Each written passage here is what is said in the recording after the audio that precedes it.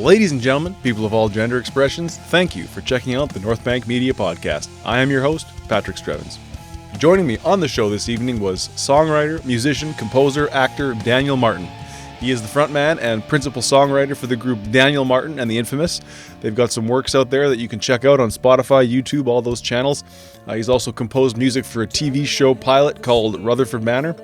And, you know, it struck me actually in some ways that the content of Rutherford Manor, which is a kind of a horror, gore type show, his music is in some ways the musical equivalent to that sort of thing. Maybe not quite as horrific as Rob Zombie, as he himself pointed out, but it struck me as being very niche, very stylized, very impersonal in some ways. And we talked a lot about that. I was fascinated to hear about his creative process and his influences and just his outlook on life. He's a great guy. He brought a lot. It's a reminder that when I get to sit down with people like this, they bring a whole universe. And we took over 2.5 hours to explore his. And he was a gracious guest, had some questions for me. Really enjoyable conversation. I look forward to speaking and working with him more in the future. Please enjoy this conversation with the infamous Daniel Martin.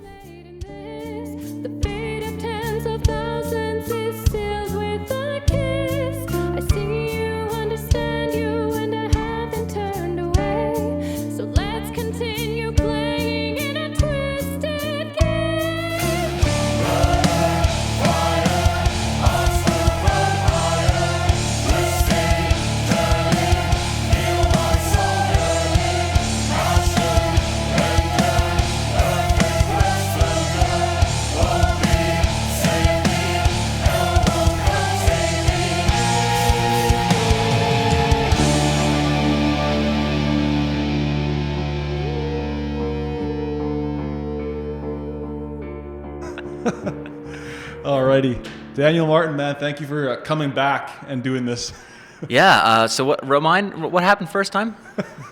You would bring that up, even though I led you to it. So we're Tuesday night, and we came here Friday night a few days ago, and Dan had the Timbits, and we had the coffee, and we were ready to go, and I stuck the key in the lock and busted it right off inside the lock. So I just want to put myself in your shoes and be like, this guy's a bumbling idiot. No, I'm just glad we shared that moment, you and me. It's true. You've got that one on me now for sure. Yeah. But it was good. We gave us the chance to chat a little bit off mic and sort of go from there. But yeah, anyway, we got the key situation figured out and we're up and running. So again, I do appreciate the patience and. Yeah, of course, no worries. So you're one of the first people to reach out to me. Which that's a good thing for you. It is good for me. You're in demand all of a sudden. Right. So I'm curious where you came across the podcast. Well, it's not so much that I came across the podcast. It's actually no, it is. So you and I met on the Darker Than Night shoot. Right. And during that shoot, obviously you got established to me as a very dependable director of photography, or the guy who makes the thing look good of a film. Yeah. And then I was talking to a mutual friend of ours, Courtney. Oh, okay. Sure. And I told her that, we're getting ready to release some stuff. Right. And I wanted to get on any podcast that would have me. And she goes, oh, Patrick has a pretty reliable podcast. Well, right on. So you got the friend word of mouth recommendation. I love that. Yeah. Shout out to Courtney. Thanks, Courtney. That's awesome. Yeah. So you're sort of in the process, and I know we're going to keep it under wraps as much as you want, but you Daniel Martin and the Infamous has got a new album in the works. Is that fair to say? We're thinking about it. Thinking about it. All right. We might get off the couch and track a few things. Well, okay, let me put it to you this way. We have put something out every year of our existence. So whether it be an album, a music video, we've put a music video out every year we've been around. And I will phrase it very specifically, and I'll say that this year will be no exception. Okay. Hey, so something's coming. Yeah. And so the band Daniel Martin and the Infamous, if people want to hear that, how can they? You're all over the place? Or? Oh yeah, everywhere. YouTube and Facebook are probably our two biggest ones, and then also we try to be on Instagram and Twitter, Spotify, Pornhub, all the good usual places. Nice. OnlyFans. How would you describe your music? Because I don't want to describe it. And I'd rather just people listen to it, but how would you describe it? No, go ahead. How would you box that? How dare you? I had all sorts of thoughts. Like Iron Maiden came to mind, Queen, The Darkness, Thin Lizzy at times. Okay. But it's those are just bands. A genre, I don't know. Yeah. It's metal, I guess, in some sense, isn't it? It's Well, rock. I don't know. people are afraid of the word metal because Right. you go walk down White Ave, which is just south of us right now, and you go tell all the happy people on the street like, hey, we're playing a metal show, and they're like, ew, Slayer, that's scary. No, thanks. So we definitely try to appeal to like the metalheads. Like, it's definitely heavy, but if you asked me what genre it is, just really simple, I would say theatric rock. Theatric rock. Yeah. Okay. That's one thing that really struck me about it was that it's not so personal, a lot of it. It's grandiose in some ways. It's storytelling on a larger scale instead of we were conversing on Friday and we sort of contrasted it to me listening to blues and folk where it's a lot of I, me, I. I don't sense a lot of that in your music. Well, I mean, it would be pretty impersonal if I didn't include personal stuff in the for redundant, see redundant. Yeah, like obviously I have to inject a lot of myself into the music, but yeah, I don't want to be a musician who just like me, I. Like, I don't write about my problems and my heartache, and if you hurt me or if you get on my bad side, the people who hurt me don't get to be in my music. Ah, interesting. Yeah. Whereas there's artists who make a career out of the exact opposite. Yeah. So besides the band, you do music in other ways, right? Like you're a composer? Yeah. I am currently attached to the Rutherford Manor TV series, which is a TV show coming up. And I've done little things here and there, like I've composed a few musicals. I've done I don't know. I've just realized this week about how empty my compositional resume is. Okay. So I better get on that. Sure. Well, I've got a feature film that you can score if you want. Oh, we'll talk numbers. Yeah, we will. A lot of zeros in that number, let me tell you. But we had it that we wanted to make sure that we discussed, because you mentioned yourself as sort of having a brand. And do you look at it that way? Yes. Yeah. Yeah. So what does that mean to you? Oh boy. Well, that's just, I try to take care of all the businessy stuff behind closed doors, so that by the time we actually get out, it can be just about art. Like right now, it's about art. But like it's definitely a brand. Like I do what I can to, put the logo on stuff. Sure. And respect the brand. So like you don't put out any bad music. You don't put out any bad pictures or anything like that. Like it's a brand and treat it as such. Right. And so the brand is your name, would you say? It is. Right. But as we talked about on Friday, that my name being in the band was not my choice. Right. Tell me about that. Because a lot of people, it struck me that you're sort of like a reluctant front man in some ways. You are the front man just by definition, but I see you're crossing your arms and it's not how you see yourself. Oh no, my body language. One more thing to think about. Okay, so when I was in my old previous rock band, Savage Playground, I was approached by the CEO of Rutherford Manor, Preston Iwaziak, to do a song for Rutherford Manor. And then, a song became 4 became 8 became 10, and then all of a sudden there's an album to be done. Right.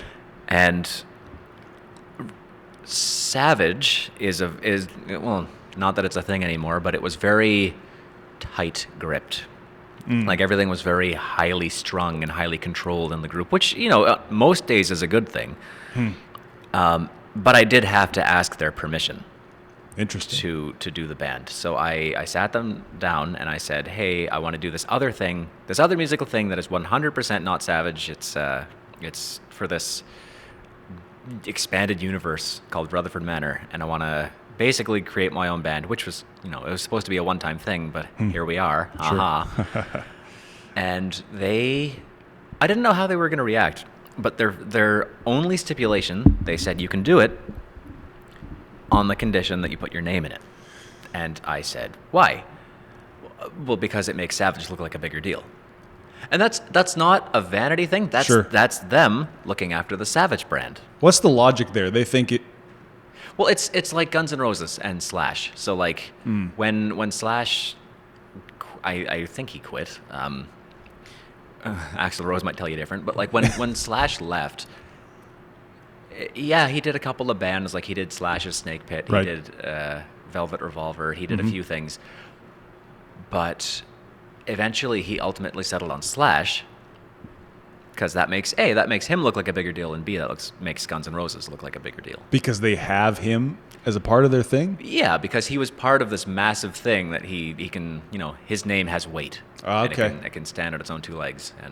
And so with these guys in Savage Playground, was there like legal ramifications? This was just word? No, it was like, the honor code or the bro code. Sure. And I mean, the only part about that bugs me is that I asked their permission, they said yes, and then Savage didn't do anything ever again. That was essentially the end of Savage. Yeah. So had I asked them that 2 months later, they would have been like, "Bro, you're on your own now." How did that band break up? It was just. It's kind of not of my place to say, but I know I can tell you a bit. Sure.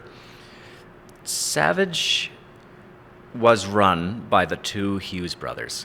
Okay. And they. Choose your words carefully. Yeah, because it's never really been discussed openly before. So okay. I mean, I don't think it matters now, but the short version is that they decided they didn't want to do it anymore. So like, fair. And Savage did more than most bands ever will, and me included. So like, I could step away from music right now, and I will have done more than 95% of musicians ever will because of Savage. Right. So, it was great. It was good. It was good fun, good times. Many musical highlights. Okay. I say half the musical highlights I ever had came from Savage. Right. And so we're talking like, did you tour? Played pretty big shows? No, we had like a couple of big opening acts. So like we opened for the Gene Simmons band. We opened for Age of Electric. We flew to Los Angeles, recorded with Lita Ford. Cool. I took lessons from multiple people from Guns N' Roses. Right. But yeah, like the guys just decided they didn't want to do it anymore. Right. So well, that happens, right? I mean, right. Sometimes you reach the pinnacle of what a thing is. Oh, I don't even think they did. I think they could have kept going. I actually think they were on the brink of doing something really cool. But well, it's over, right? It's yeah. In the event that it wasn't over, I'm not the person that you need to convince. Sure. Okay. Well, I mean, I've never even heard of them, so. But no, and that's okay. That's fine. But like I've had that was like 3 years ago. I still have people. Actually, that was over 3 years ago. People still bug me. They're like, Savage reunion or new song or right. Yelling at me. That must be kind of cool. It is. In some ways, you have fans and followers. Yeah, and it's cool that I have to keep. It's cool that I have to keep explaining that this thing. Like 3 years later, it's like dead. Well, it's not. Sorry. No, and that's fine. Like I get that, and I get why you would say that, but like. I wanted to do a farewell concert. I wanted to do like a farewell something, but like to all the people who are bugging me about the Savage stuff, I'm not the one you need to convince. It's the Hughes brothers. Yeah, they're like the Gallagher brothers in Oasis. It sounds like. Yeah, yeah, they're Stevie Nicks and Green, Peter Green. I forget the guitarist's name. Or Buckingham. Yeah. Yeah. Yeah, I'm just the fucking rhythm guitarist who sits on the sideline and writes songs occasionally. Right. And did you like that role of being sort of a supporting character in the band, whereas now you're a bit more out front? I didn't like it at first. Okay. Because I trained to be like kind of the rhythm guitar lead vocals, like the James Hetfield, the guy who made me pick up guitar. Right. That was what I trained for. And so being rhythm guitar backup vocals was like... cool.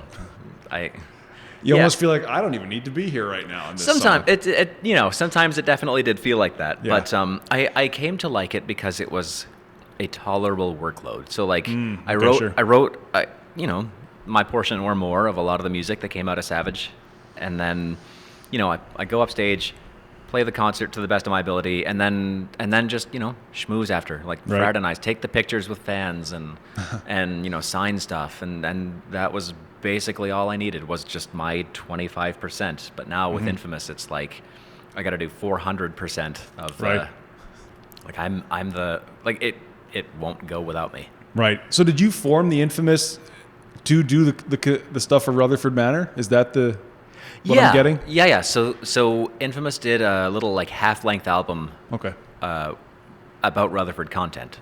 So they Rutherford technically owns that album. Okay.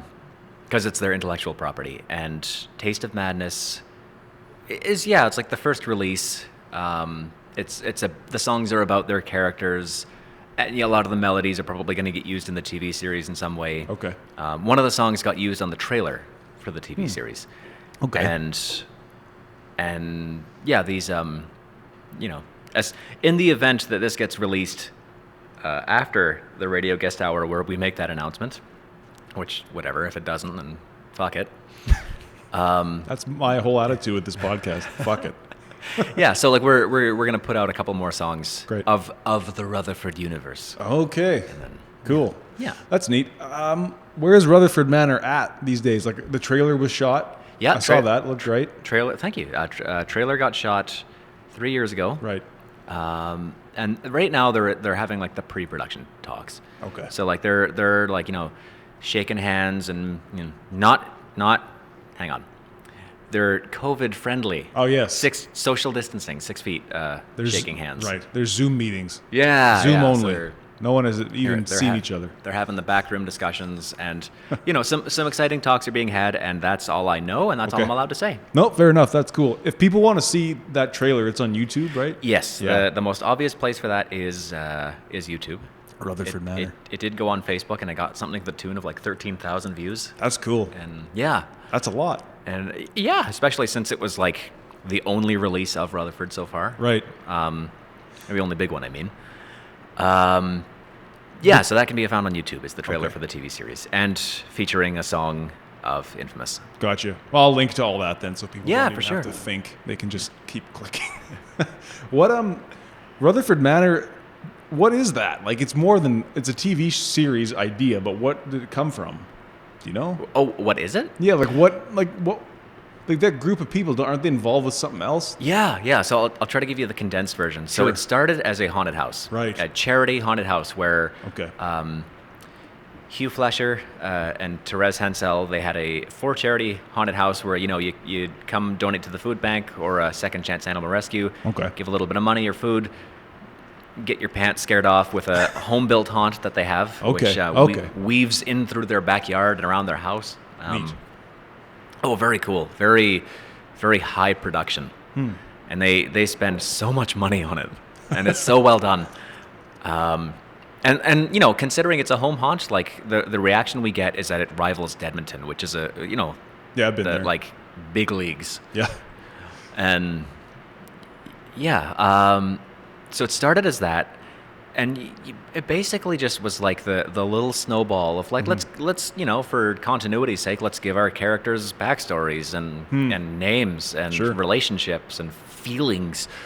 And then it just grew from there. And then they added Preston Iwaziak, who's the so there's the haunted house, Rutherford Manor, and then there's the Rutherford Manor Expanded Universe. And Hugh and Therese are in charge of the haunted house.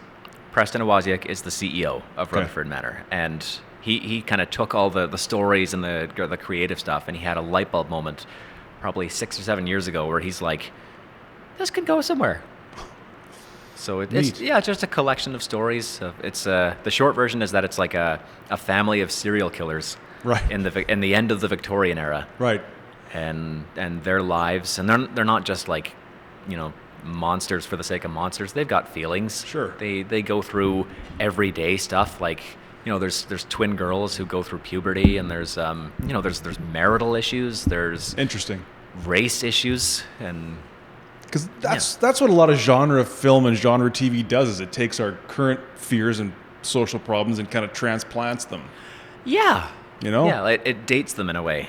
For sure. Yeah. For sure it does. Why were you the man to write the music for that? Because it's some pretty horrifying imagery, let's be honest. Like you say, it's horror, right? Yeah. To me, your music sort of struck me in a way as being the equivalent to horror movies in a music form. Oh, well, that's a massive compliment. Don't tell Rob Zombie that. Well, okay. He's horrifying in a different way, maybe. Yeah. Can you repeat that question again? That was so. Why am I the one to do it? Yeah, that was my question ultimately, Yeah. but then I stupidly answered it myself because I can see parallels between your music and the horror show. Right. But what made you say yes, and yes, I can do it and deliver ultimately? It's not so much about the music for me. It's me for the music. Like, Okay. that didn't make any sense.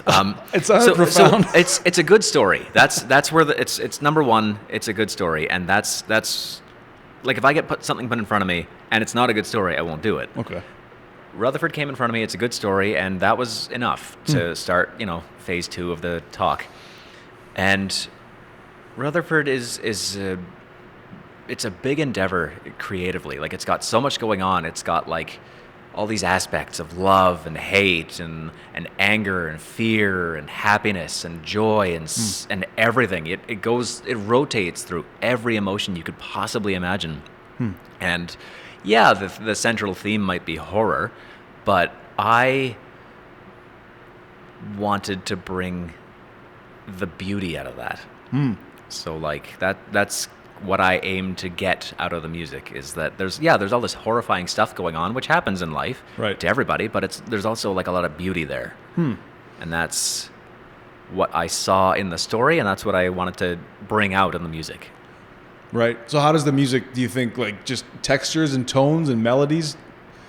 Or, because that's fascinating to me that you saw beauty in this story, because to me it didn't strike, although the trailer looked beautiful, like what Chase shot it, right? And it's like 5K or something like that. yeah, so that's interesting then, that there is a beautiful aesthetic behind what's kind of a not so beautiful subject always.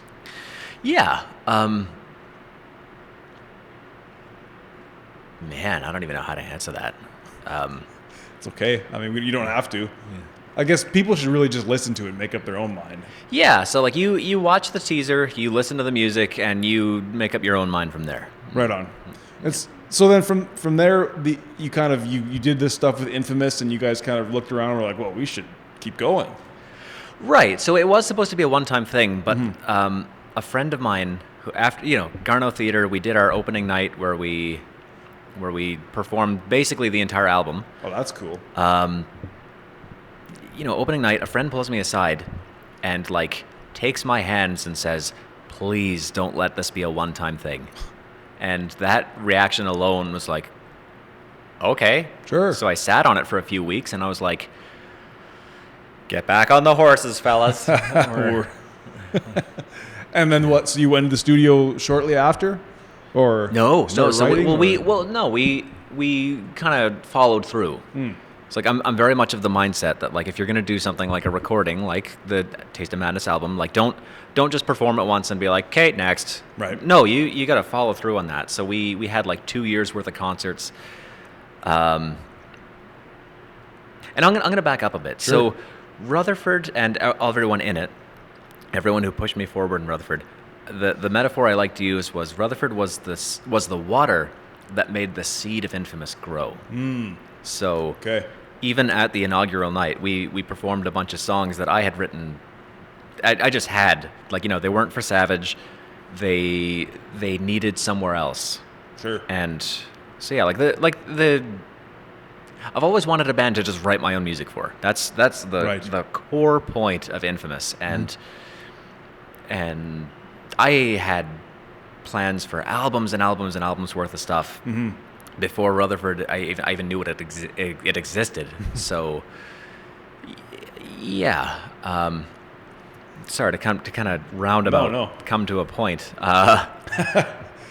Don't feel like you have to ever make a point. Yeah, that's what podcasts are for. We just go until we feel like we're done. So was there stuff on the Taste of Madness is the album? Yes. Was there stuff on there that was also on Rutherford? Or it was all... They're mutually exclusive. It's the same thing, yeah. Gotcha. So like... Okay. Rutherford is free to use my stuff in like, little trailers and advertisements for things. Okay. Occasionally I've heard my songs in little social media videos where like, hey, this is the first I've heard that this was going in there. Right. I wrote that. Yeah. I hate that song. But yeah, so like Rutherford and Taste of Madness are one and the same. Gotcha. Well, people should check that album out because it's different. Yeah. Well, it might not be different to some people. It's different to me. Yeah, that's kind of the point of the music, is that we try to be different among different. Sure. And so the little group of songs that we're going to put out is kind of like an afterthought of Taste of Madness. So right, you were saying. Yeah. Got some B-sides coming out. Yeah, that's what I liken it to. It's like it's the B-sides of Taste of Madness. If and when we get a CD together, we're basically just going to lump it all into one, all 14 songs. Okay. Yeah, so like all the stuff that never quite made it to the album. Right. So you mentioned like James Hetfield as being a pretty big influence on you. He was the reason I picked up guitar. He's the reason. Yeah. And when we come to the present day, are there people that you listen to that you would sort of that are influencing you, or maybe when you were a bit younger influencing you? Like, sorry, say that again. So like, I guess my question is, I'm trying to draw a line. Like, I'm always fascinated by the way different bands and different, I guess, conglomerates of genres, we can draw those lines. Like, you can draw a line between the blues into rock into what we hear today. Right. Yeah. So do you see yourself as a continuation of a certain progression in the genre of music? Everything I hear. Okay. I either sponge it up and if I like something, it's like, oh, I want to write something like that, or because that's music recycling. That's how new shit happens. And it happens a lot more than you think. Oh, even without knowing it. But right. Yeah, so like I try to be an extension of everything I've ever liked. Okay, cool. Well, that's fair. I'm trying to paint you into a corner, and you're doing a good job of staying out of it. I like it. Because it struck me as like, I said it in my email to you, was like, some of the stuff you're dealing with there is like, it's mythic in its subject matter. It sounds like it's ancient. And that to me got me thinking of like some stuff that Zeppelin started doing kind of towards the middle of their career when they got a little bit. Yeah. Yeah. Was it just like, and I wonder like, I know I'm going around in circles around this, that's but okay. That's all right. It's neat to me that you could write, maybe when you were younger, were you writing stuff that was more personal, or have you always been drawn to this sort of otherworldly sort of mythical stuff? Well, basically from day one as a songwriter, I decided that I didn't want to just be a me lyricist. So I try to make a story out of anything. Like, and even if I have to take something from my own life and kind of like zhuzh it up a bit to make it song-worthy. Right.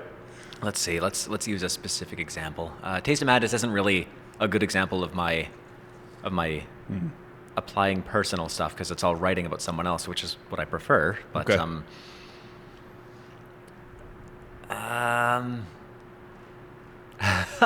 I guess it's hard to talk about songs that are about me, even loosely, or songs that are about anyone other than Rutherford, without divulging what's going on.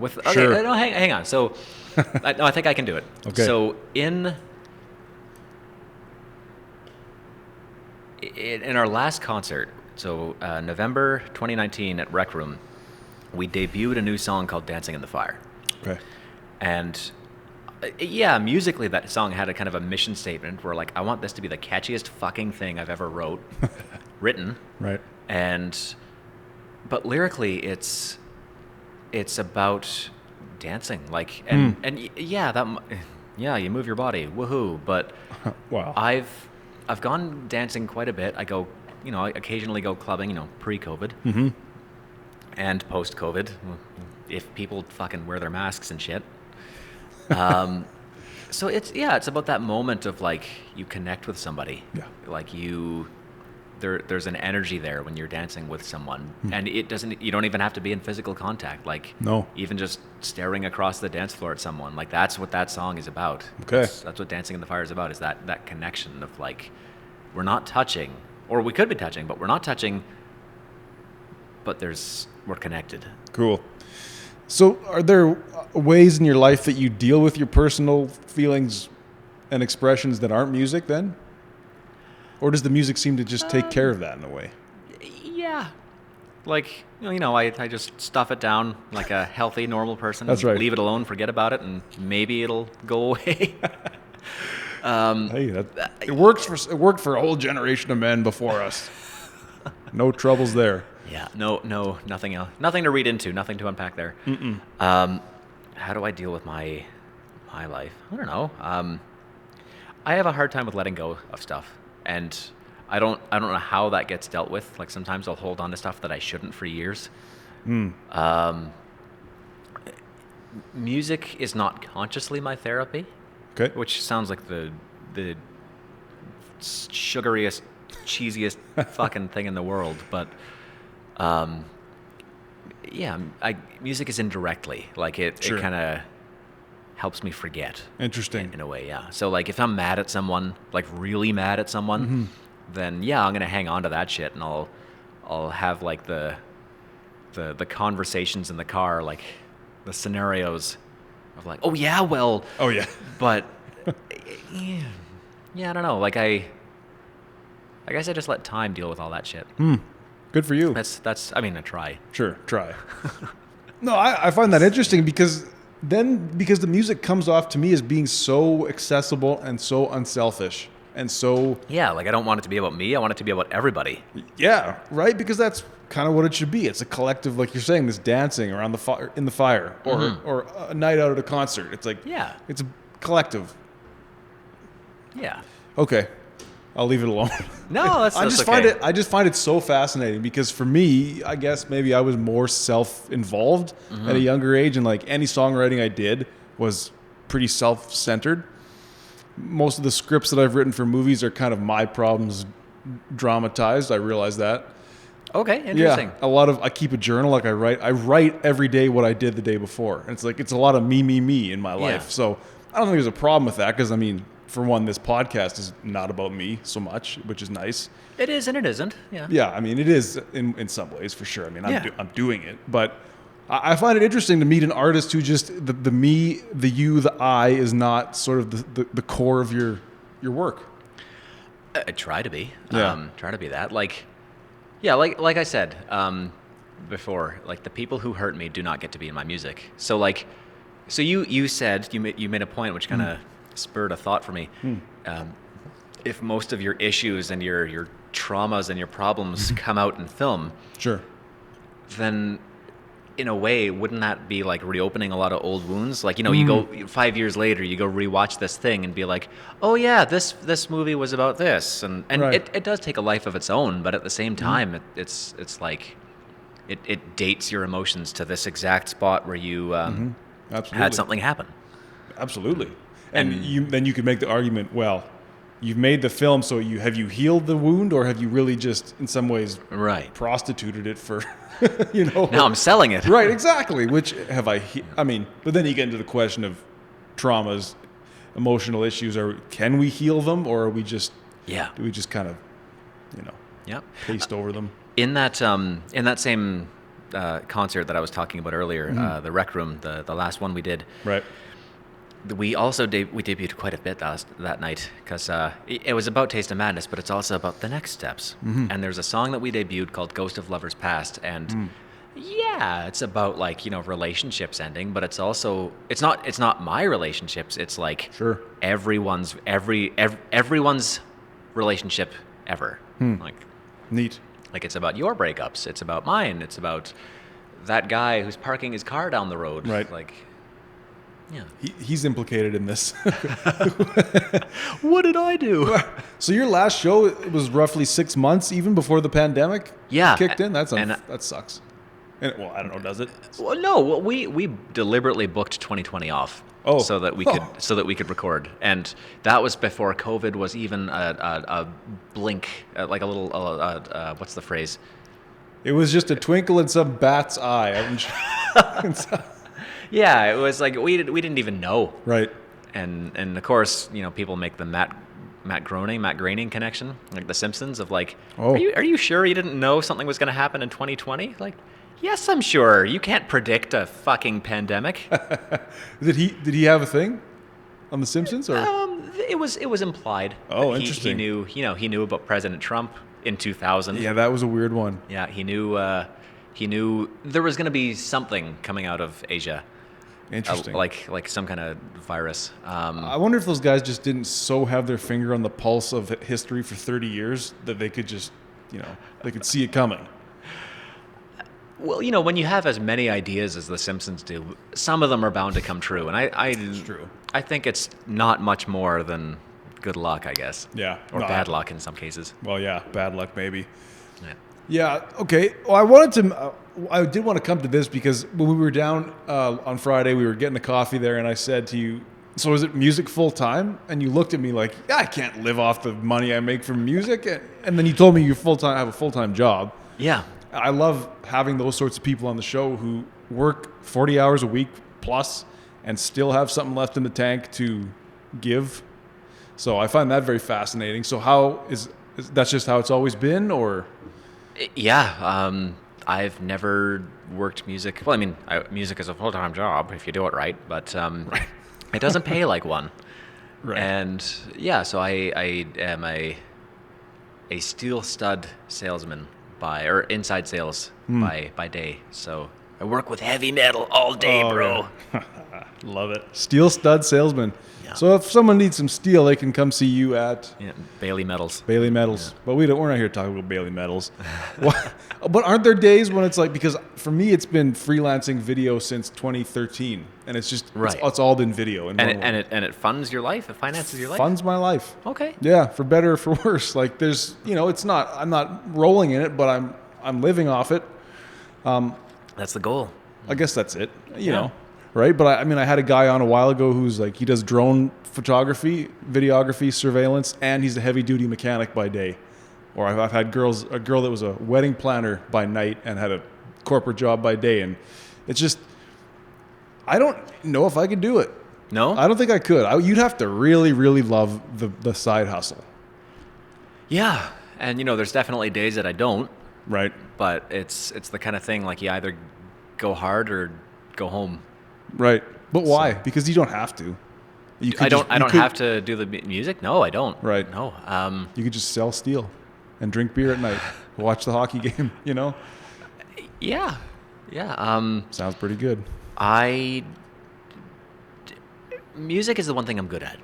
So that's the reason I'm pursuing it. It's not because I want to, drive 6 Bentleys and own a house I can, like the prophets of Nickelback said, I don't want a house I can play baseball in. It's good. It's not about the money. Mm-hmm. It's not about the, all the hotties throwing themselves at you. It's not about really even the creative expression. The creative expression is just kind of like a side bonus. It's more like, this is the one thing I'm good at. Like I'm as good of a guitar player as I need to be. Okay. I'm nothing special as a singer. I'm not exemplary at either of those things, but songwriting is where I really home run that shit. So that is the reason why I'm chasing it so hard, is because it's the one thing I'm good at, and if I can't do it, I don't know what I'm doing. Right. So is the steel sales as a means to an end, just to keep you?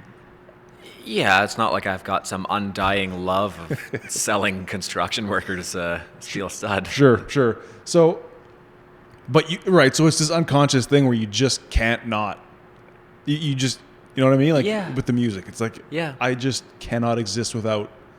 Yeah. It seems like. And, I'm certainly going to give it my all, and and there might come a day where I decide I've followed through enough, and especially with the hypothetical next album, the full-length album that we're going to do, we're obviously going to home run that shit and follow through on that as hard as we can, but there might come a day where I decide I want my life back, I want my free time and my finances and all that back, because I did it, I tried, right, so, and I followed through, gave it 101%. But yeah. Do you feel that way? Like you could see an end in sight? or not yet? Yeah, too early to tell. Too early to Because tell. that really could go either way. But But what if your band? What if you got a big break and all of a sudden, I don't know what that looks like anymore, but you got an album deal to do 3 more albums, and we're going to pay you to live and make these albums. Yeah. If that happens, fuck yeah, I'm all about that. Like, I'll very politely and respectfully quit the job I'm at. No nasty gifts on the desk kind of thing. Okay. Yeah, if that happens, sure, but it's statistically not likely. You're almost better off getting struck by lightning or something, but Better off. More likely, maybe. yeah, or maybe I could sell out and write pop hits for like I could ghostwrite. Okay, I was going to ask you about that. Like, you see, is the singing and the guitar playing is a way just to round out yourself as a musician, to make yourself viable, or to give yourself a role in the music marketplace? Yeah, because like I could, songwriting is my big thing, but like that would be, I don't know if I'd enjoy that if I just wrote the songs, gave them to a band, and then said, "See ya."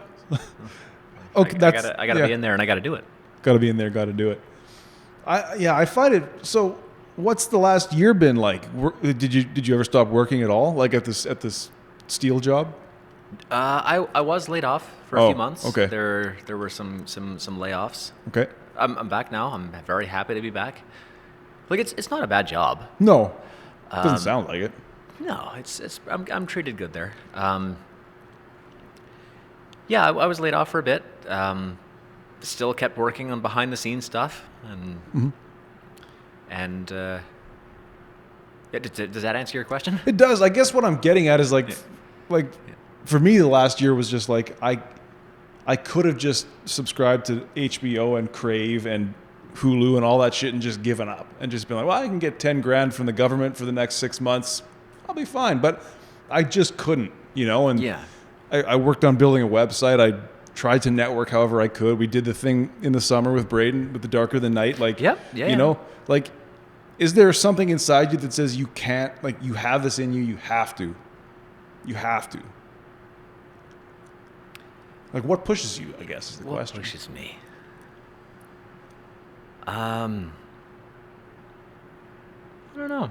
Sometimes I lose track of what pushes me. Like, fair enough. The push pushes me. Sure. Like, knowing if I don't follow through, then, like, knowing that nothing will come of it if I don't follow through. Right. Like, I have to, like, no one gets their life made by accident.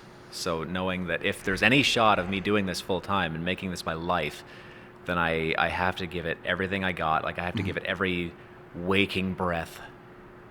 Right. And, sacrifice food, sleep, and sanity to make the thing go. Yeah. No, I hear that, man. Now that's what it is like there is nothing to be gained by not doing it. Like, there's no... Really, the slogan "Just Do It" that Nike came up with is the best slogan corporate America, in my mind, ever came out with. Yeah. Just do it. Because if it's in 30 years when you don't have what you wished you had, it's your fault because you didn't. Right. For the most part. So I guess if you want to put it like that, I'm investing in like 35, 40, 50-year-old me of like... Right. So even if I do decide that music isn't the thing I want to chase forever, Right. then I can say... on my deathbed, I'll be like, "Yep, I gave it my all." Right, which is that's really what it's about. It's not that you, like you say, you didn't get the huge house and the cars, but it's that you put everything you had in you out. Basically, I want to be where you are because you're living off of your talents and your art, and like, yeah, that's about where I want to be. Interesting. And anything that happens other than that is cherry on the top. Okay, well, but this is interesting because, and I've mentioned this before. Like, a lot of the video stuff I do is not high art. Like, so there's this thing where it's like I'm doing a lot of days I suppose the equivalent of you writing jingles for a real estate company. And you know what? If I got off, like, if I got into that routine of doing like, non-expressionary music, okay, then hell yeah, yeah. I've written jingles. I've written like newscast station jingles and shit, and like nothing you'd ever hear, but right. No, that's cool. I mean, so you'd be okay with that if the music was still the living, even if it was. I think so. Yeah. Okay, that's cool. I mean, I'm obviously okay with it. I have no standards. Well, okay. So I'm going to turn this around on you. That all of a sudden the spotlight goes the other way.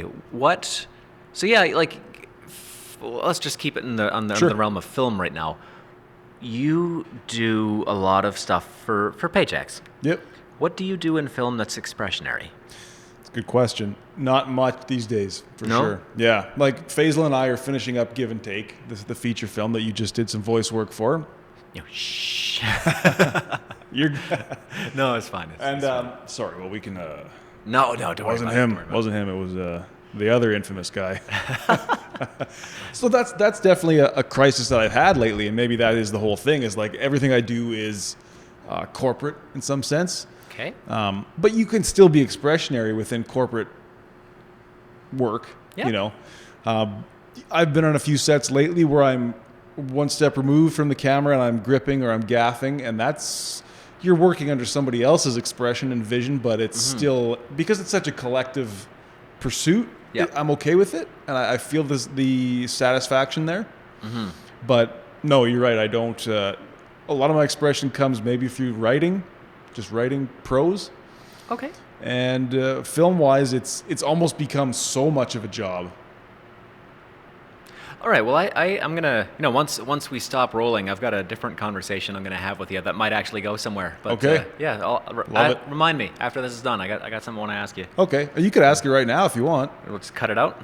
or just yeah. Okay. I So don't care. I was doing a podcast, sorry, and I ran into somebody that I knew, like we were outside. Yeah. I just left it in. Like it's me having a conversation with somebody else and then turn back to the actual guest. So I'm pretty loose.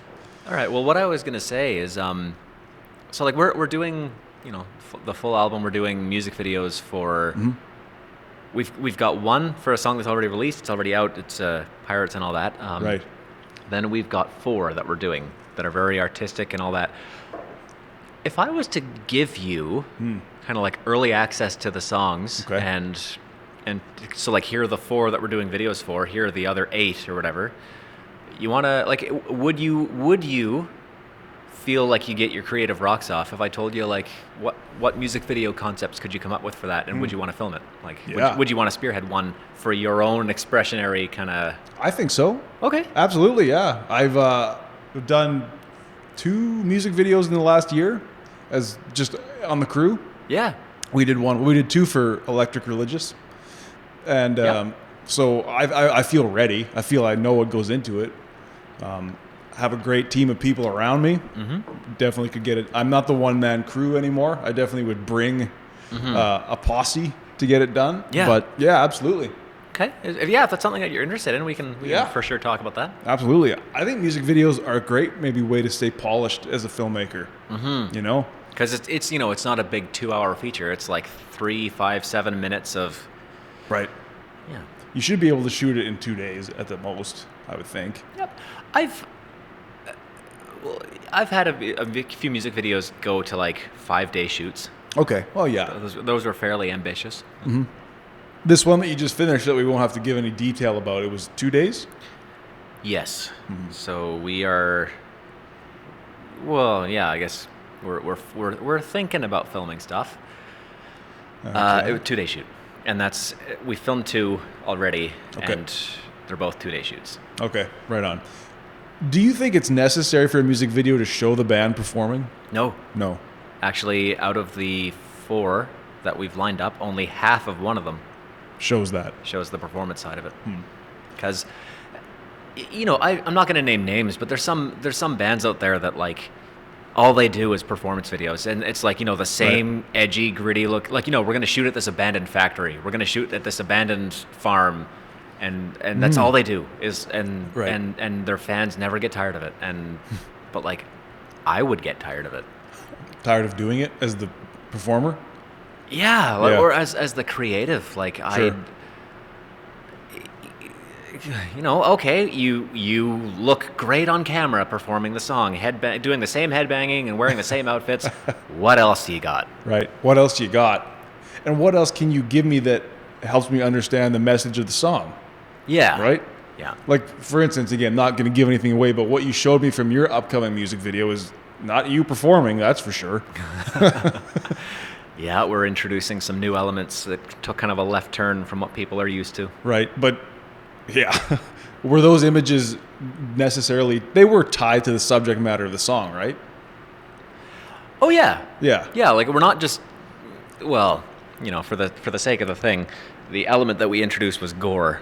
Yeah. And no, it's not just gore for the sake of shock. No, it's got a purpose behind it. Right. That's what a music video should do, I would think, is like visualize the theme of the song, right? So I'll do it. Yeah. Do it. You send me some material and we'll go from there. Yeah. Beautiful. I kind of geeked out on you in the parking lot on Friday about how you met some people from Guns N' Roses. Yeah. It wasn't Axl, wasn't Slash, but it was Gilby. Gilby and Bumblefoot, yeah. Bumblefoot. Yeah. Who was he? Okay, so Gilby was the guy who replaced Izzy Stradlin. Right. For rhythm guitar in the early 90s. And he's cool as fuck. Right. What's he like just as a person? He's kind of like the chill dad. Okay. So, he tried out my guitar. He's kind of a guitar nerd like me, which you get to that level, you have to be. So I happily handed him my Schecter, and he loved it. He, guitar nerd, very cool, very relaxed. It's like, you got a question? It's like, hell yeah, man, I'll tell you about this thing that happened 30 years ago. Or, yeah, very, very cool guy. Like, you want to talk to him about bikes or music or, just guitars. Right. Well, yeah. Because when Guns N' Roses was really going, they were hardcore. Oh, yeah. As far as what they were doing after the show, so to speak. Like arena shows every night. Right. And partying all night, I imagine. And some of the stories in Slash's book, I haven't read it, but I've heard. Yeah. So I always felt like he must have been just that rock that just came in and was just not giving into that. Because Izzy was pretty crazy. You think Gilby was that guy? I think. Or was he just an animal? I don't know. We didn't talk about that, but yeah. I don't really remember a whole lot of his Guns N'. I don't think he told a whole lot of his Guns N' Roses stories. It was more like, all that. Here's the now. Cool. And so he's still going? Oh yeah, he's releasing solo stuff. I actually Nice. checked out a couple of his solo tunes, and it's very blues heavy. So heavy hard rock blues. Okay. But it's cool. It's like stuff you can cruise on your motorcycle down the highway to. Ah, nice. Well, my old man would like that then. Or fix your car in the driveway too. I gotcha. Some boomer music, it sounds like a little bit. Boomer music, but better. Oh, better. Better. All right, there we go. Yeah, well, you said something interesting that night too in the parking lot about how to get to that level, like you just said, Gilby gets to that level and he's got to be a guitar nerd, or you have to be when you get there. Yeah. And you made it interesting. I won't put words in your mouth, but with Gene Simmons when you met him, and it just seems like, as much as he's a rock star, wasn't he also kind of a businessman? He's a businessman first, like a slick talking. You have to be right. To get to that level of CEO of all the Gene Simmons and the Donald Trumps in the world, you have to. That has to be first, right? Up to a certain point.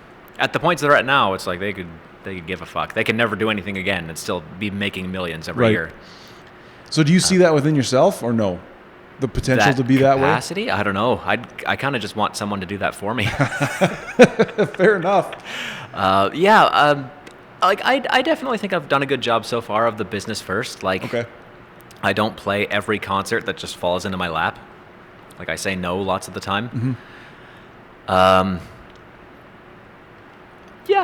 Brand first, having that image of how you want to be presented, and right. So do you have an agent then, or a manager or anything like that, or it's all you? It's all me so far. Right. So that's tough shit sometimes, right? Yep. Yeah, and that kind of gets in the way of the creative, right? Yeah, I imagine. A lot of the time, I feel like the creative takes the back seat times 5 or 6 or 7 back seats of because all of a sudden I've got to be the manager and the roadie and the merch guy sometimes and the salesman. Sure. And then maybe if there's a little bit of time left over, it's okay, I can be a fucking human being again. Right. So that's an interesting point, is as much as we love art, it's really not art for art's sake, just doesn't really exist. I mean, it does, of course, but if you want to do anything with it, you necessarily become tied up with commerce, right? Yeah. Yeah, like you have to marry those two. Right. Because, like, you know, as far as the art side is concerned, you could be the best fucking singer in the world. If you don't have a clue about the business side of it, you're not going to go anywhere. Right. And I know lots of people. I know lots of really powerful, great musicians in the city, even in Edmonton, who, like, they're brilliant at their craft. Like, some of the best singers I've ever heard. But they don't have the first clue of how to do something that's, you know, that sticks, right, or like follow through onto something, or make good business ethic choices, or right. So, like, yeah, no, that's interesting, man. It's true. I mean, even today I was lamenting. I'm trying to get. I'm about saying too much, but you really look for that reliability in a person, for one thing, and someone who's going to follow through, and someone who's going to be there when they say they're going to be there. You know, and it's like it's great if you're. Some of the best artists, I'm sure, just don't have that capacity, but I think you got to be a little sharper if you really want to succeed. Yeah. You know? So. And that, and when I eventually find that person who, like, you know, the manager or the stage manager or whatever, or the kind of the built-in producer. Right. And I mean, I've worked with some really good producers, but, like, the standard for that is they have to be able to do the job better than me. Hmm. So, like, you know, the manager, the guy who goes and gets the concerts, like, we make a pretty good amount of money every concert, but that, you know, we can't just take that anywhere. I can't go down the street to Vancouver and do that. Right. Like, everything we have here. So the person who takes over for that eventually someday, right, has to be better at that than I am. Because if I've had offers for management, I turn it down, like, because no, objectively speaking, you are not better at this than I am. Right. What are you going to give me that I couldn't go get myself? Yeah, like, if I can do my job and yours, I don't need you. Right. And to pay you X percent. Right. Right? Yeah. So, do you have good relationships with the venues here in Edmonton? Oh, yeah. Yeah? Is that kind of how it is? That's how it always is, right? But venues, you know, the venue staff, like the booking person. Okay. Like, you know, I don't really think I've ever been turned down for a venue before. It's more like the money wouldn't make sense. Oh, like, really?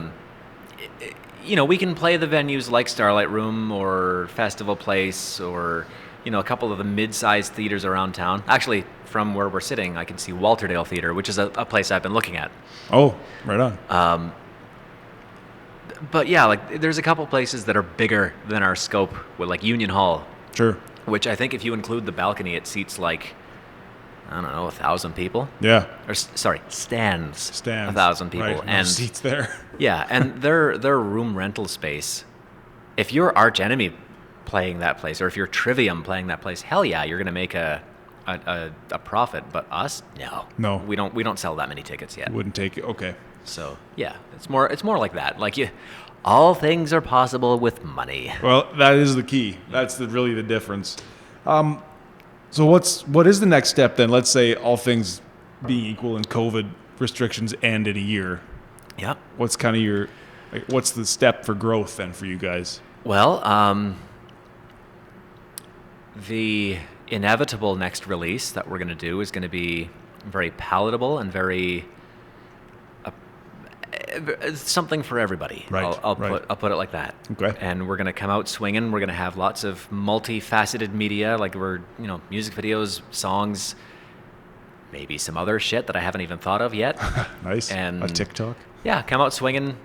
You know, like the golf metaphor, follow through, and that's the next step. Is we just create, release, promote, repeat. No, that's cool, man.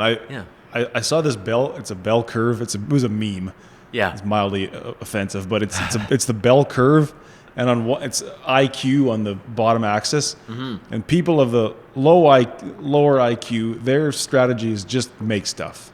Yep. And as you come up the bell curve to the middle, the midwits, where everybody is, the majority of people, they say, oh, you need a strategy, you need a management, you need this, that, and the other. And then down to the tail end of the supremely intelligent people, it's the same. Just make stuff. But you could put anything there. You could put follow through or just fucking do it. Yeah. Is that the kind of, just keep doing it? Yeah. And yeah. On an unrelated note, that bell curve can also be used for intelligence versus happiness. Like the really unintelligent people and the really intelligent people are happy. Like the supremely intelligent and the supremely unintelligent are happy, and then everyone, us poor sods in the middle, Right, who are over-intellectualizing everything. Why am I not happy? Because you're thinking about that question, probably, Yeah. Right. Do you, yeah, okay, well, I expected a lot more of a strategy, but then I guess I didn't actually, because that's the strategy, is just to... Well, for every one thing I tell you, there's 10 I'm not. Good. But Good. As an interviewer, you love to hear that. I'm not probing deeply enough. I'm curious about the writing. I've always been curious about the writing process as far as like music? Yeah, as far as like when you're in a band situation and you're sort of the head writer, so to speak, and I'm the only writer. The only writer. So is that thing pushing hot air out? 'Cause I'm just fucking dying. I feel pretty hot, yeah. Yeah. I don't know. I'm going to take a look at it real quick. Yeah, pause. Future Patrick. Cut this shit out. What is going on here?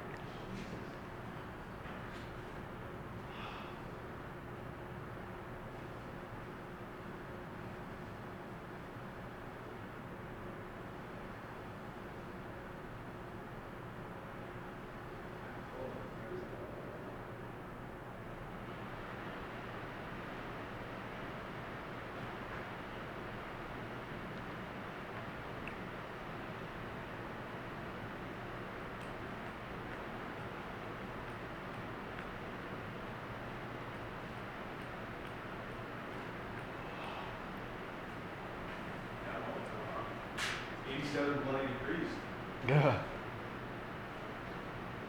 In May in Canada. Well, yeah, they told me how to turn the system down. I did, but it just seemed like it started pushing hot air. Yeah, now I'm feeling something else. Yeah. All right. So, resume. Resume. What were you saying before? Yeah. The writing process. I'm leaving that in. I was asking. I guess the example I always hear is Tom Petty would write lyrics, and he maybe just hack something out on the guitar, and record it on tape, and send it to Mike Campbell, and then Mike Campbell would sort of expand arrange it. Yeah. Exactly. So what's that like for you?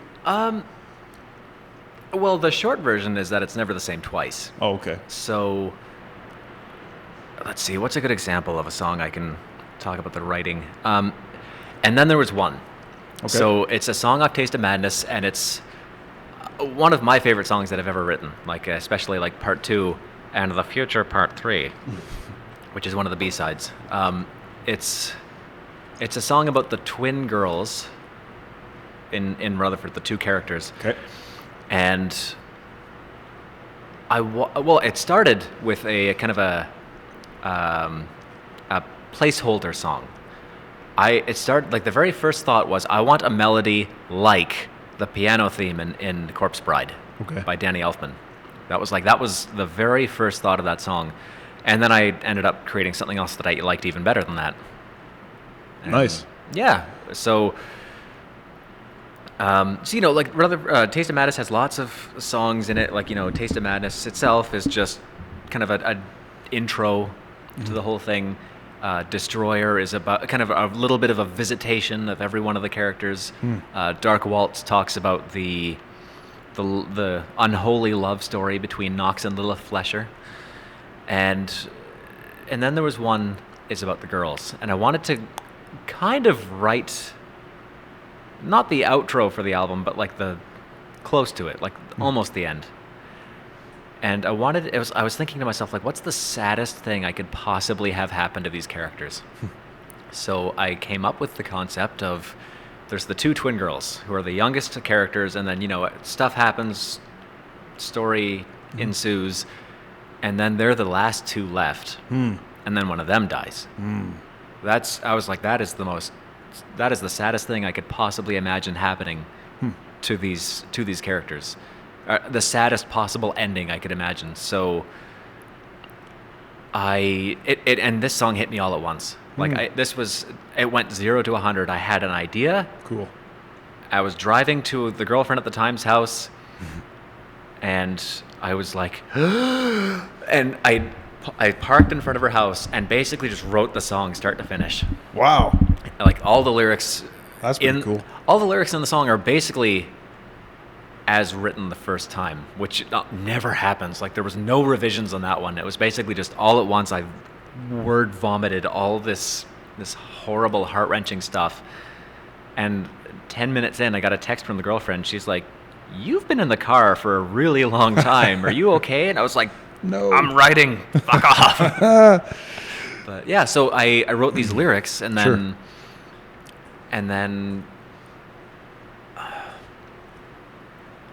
the melody kind of came off the lyrics, which sometimes it's the other way around. But the melody came off the lyrics, and I wanted it to have kind of a slow, gentle, almost lullaby tone to it, but it's also not that.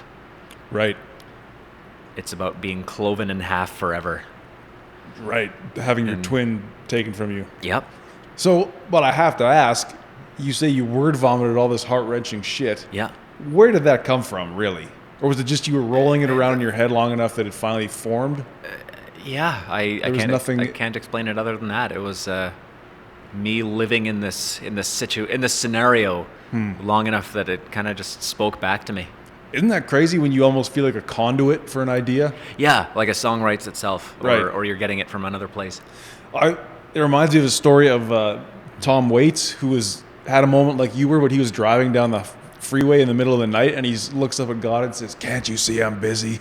Yeah. Like this idea is knocking to get in, and he couldn't do what you did. Yeah. So, but I've had that experience myself as a hobby songwriter. Like I've written dozens of songs, and some days they just, where did that come from? Yeah, and that hobby songwriter, that's the purest place of music creation that you can ever have. So don't ever lose that. No, I hope not to. But I also will sometimes go months without writing a song, and then you're sitting there, and I don't know where that came from. Yeah. So so then what I often talk about with a friend of mine who we play together is like, a lot of the times those songs that come all fully formed at once is the better song, or the song that you hang on to for longer in life, I find. Okay. There's a lot of songs that I worked on for no real reason and then kind of just gave up. But a lot of my one and dones I still play to this day. Yeah. Do you find that, or what's half your... and half. Okay. So there's definitely some songs like that one. Like that one, it's a fairly short song, and like musically it's not that complicated. So it just came together all at once, and it works. And it's one of my better ones. But I've also had like other one of my better ones that took time and grinding, like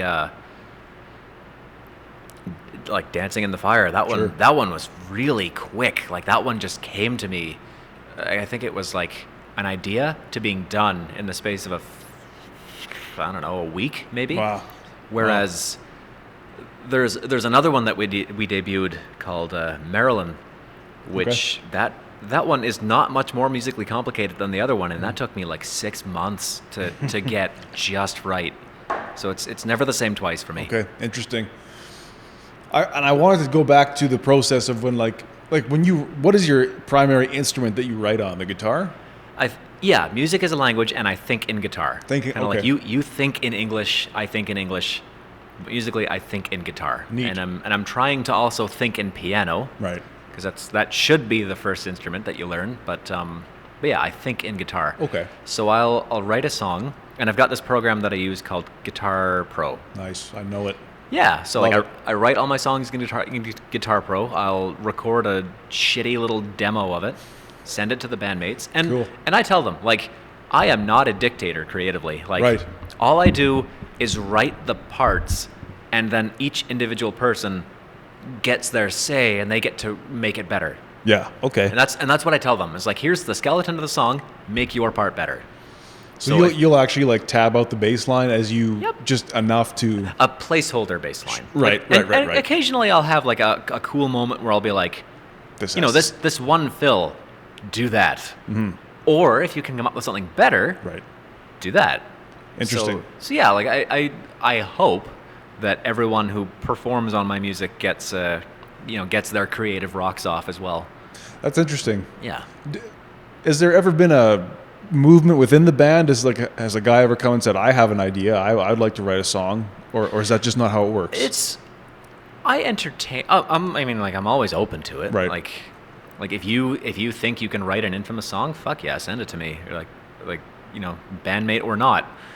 But you heard it here. Open invitation. Send him your shitty sketches.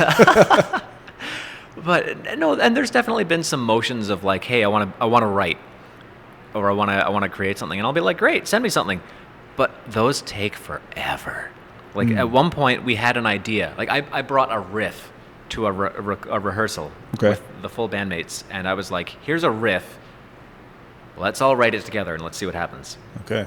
And we spent like 2 rehearsals, so like 6 to 8 hours on this thing, and after that, it was no further along. Or not much further along, not noticeably further along than it was 6 hours ago. So I was like, we're never doing this again. Yeah, this is a no. So interesting. So you are the force then that brings at least the seeds of a song. Right. Well, seeds sounds kind of primordial. It's more like, I bring you 80% of the song. Oh, okay. And then people write the other 20%. Okay. And how many in your band? It's a lot, right? 8-piece. 8-piece band. Yep. So it started out as a 5-piece. Okay. With just rhythm guitar, lead guitar, piano, drums, and bass. And then I decided I wanted a vocal trio. Cool.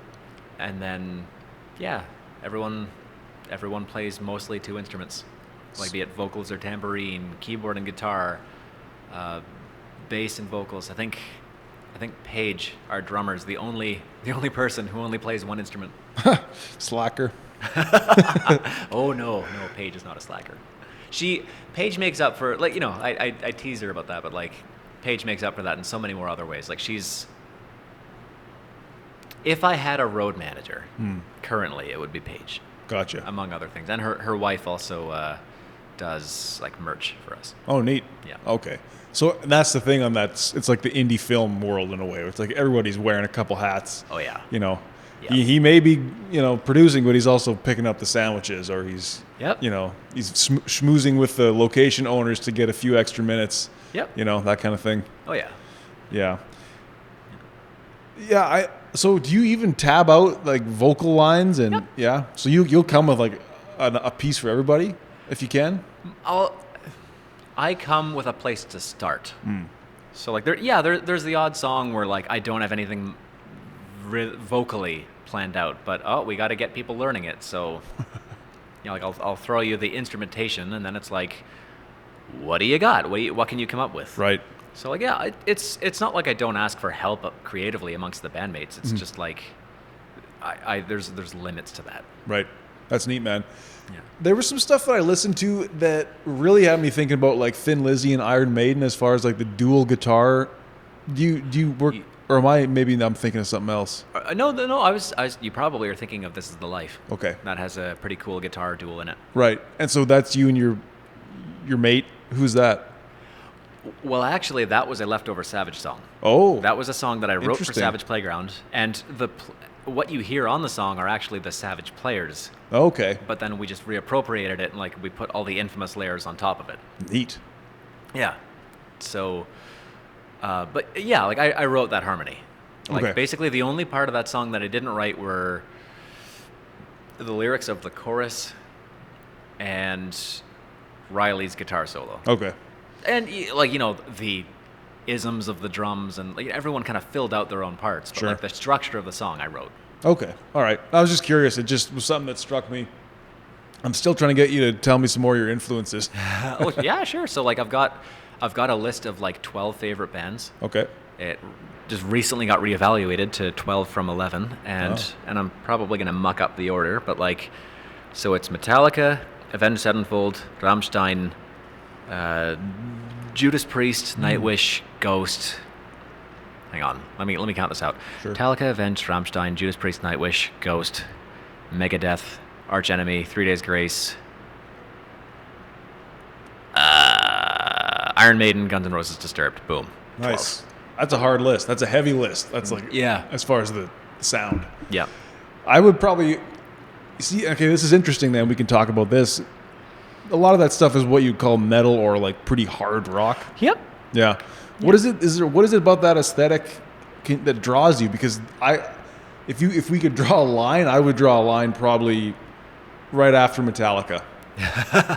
Like I don't go much heavier than that. Yeah, and that's Personally. fine. No, softy. What can I say? What is it about like really the hard, heavy shit that? It's the most honest of genres. Like,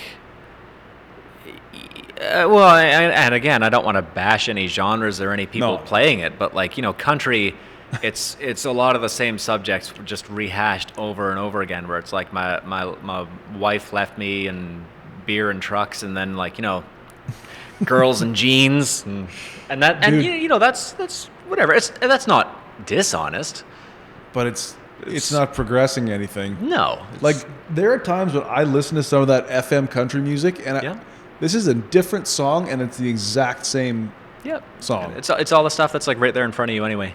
Like it's no new topics, no nothing like that. No, nothing new. Yeah. And so you're saying metal is somehow progressive in these ways? Metal is honest. You can like anything can be a metal song.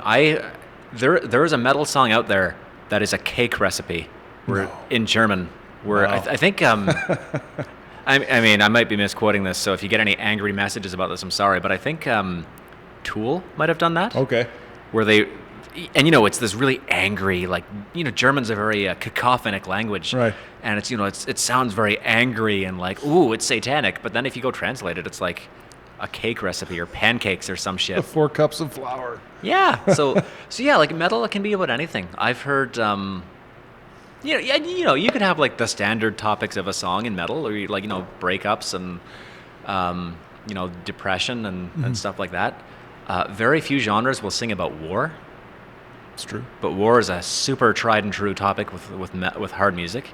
All the mental health, like mental health gets surface level explored in lots of genres, like pop, like Chandelier by Sia.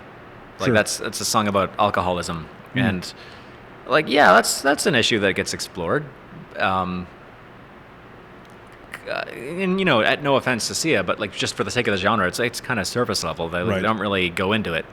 It's more this melodrama about the unfortunate nature of it, right? Right, yeah. But like with metal, you can go into shit as much as you want. Like Dream Theater has a really cool song.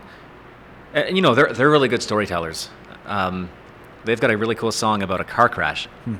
They just tell a story about like the car crash and all the things that go into it.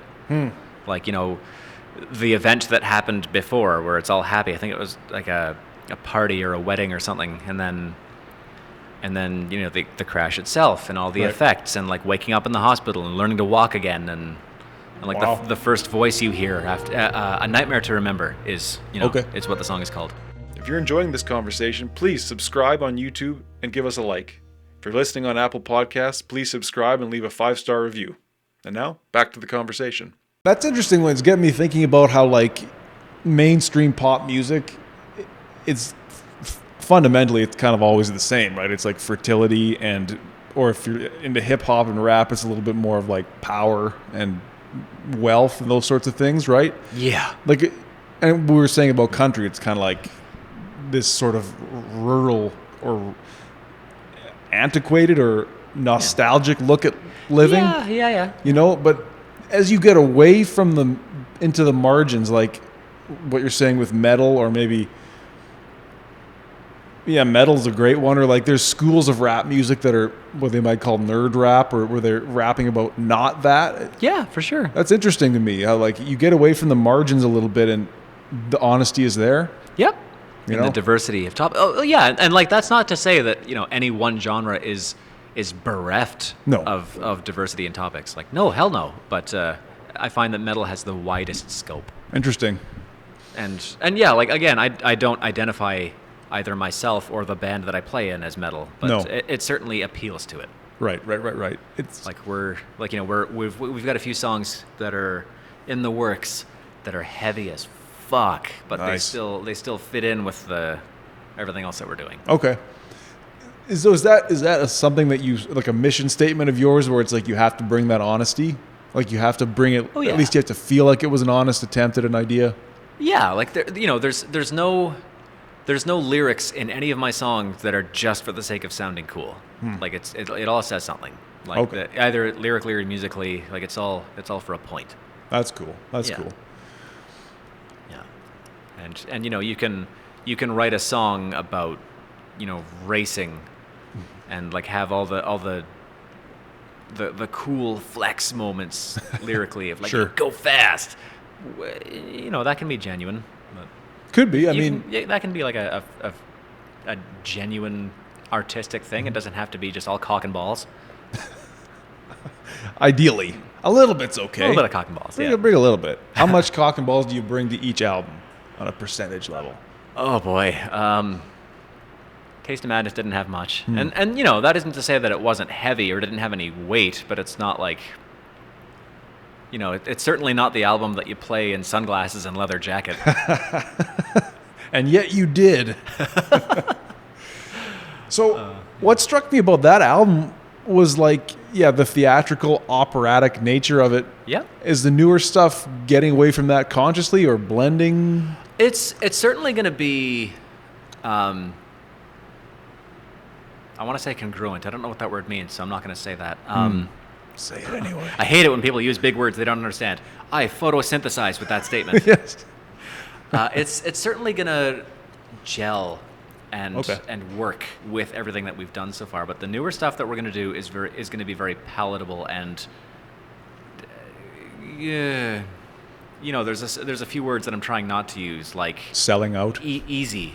Oh, easy. Easy to play. Digestible. Is a good word for it. So like, I said this before. There's going to be something for everybody with the inevitable next album, right. And if you listen to the first 5 or 6 songs and like, no, I didn't like those, well then maybe you'll like the next 5 or 6 because they're not going to sound like the first 5 or 6. And now, that's a conscious choice, obviously, right? Oh yeah. Like there's boxes to be checked off, and within the same umbrella of the genre and of the infamous, I basically want it to be like, okay, we have a dancing song, we have a heavy blues song, nice. We've got a big 9-minute orchestral motherfucker song, we've nice. Stay tuned.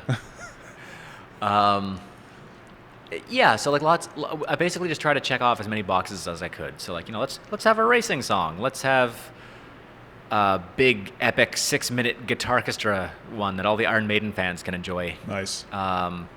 Let's have kind of a radio rock song. It's like a 3-minute kind of AM sound. Like, let's do something like that. Let's have a piano ballad. Let's have a song about space. Nice. Gotta have the space, especially these days. We're on our way there. Yeah. Yeah. People are talking about living there. So. Oh, it's coming. Yeah. Make no mistake. Yeah. Did you hear about that rocket that China launched that is now falling back to Earth? No. And they have no idea where what's that about? This rocket, basically, as I understand, the rocket launches. It delivered its cargo wherever, and now like the hull, basically, is 21 tons, and for whatever reason, it's falling back into the atmosphere. Now it's circling the planet. Okay. At about, what they say, 300 kilometers up. Yeah. At some insane speed, but it's slowly, as it corkscrews around the planet, coming closer and closer to the surface, and they have no idea where it's going to land. They don't have a fucking clue. Someone got fired after that. I think someone probably got executed after that. The poor planning. They're like somewhere between Chile and Ontario, we think. Hopefully the ocean, but... Well, I mean, statistically speaking, it's probably going to be the ocean, but like, what if it's not? And then the guy, that's what they were saying, is like most likely. And they said anything over 10 tons, we don't just let it go like that. I was like, what? So there's 10-ton pieces of shit just falling into the... Yeah. We're making a mess. We're making a mess. The sky is falling, and there's nothing we can do about it. So let's say people want to check out your existing work. Spotify, YouTube. Yeah, Spotify, YouTube. I think it's on iTunes, although I've never seen it there. I've heard mixed reviews on that one. So yeah, Spotify, YouTube. Those are the 2 big places I'd recommend. Okay. But I think in theory it is everywhere. Is it easy to get your... Like, I had no trouble getting my podcast on iTunes. It was stupidly easy. Yeah. Have you found it easy to get your stuff out there?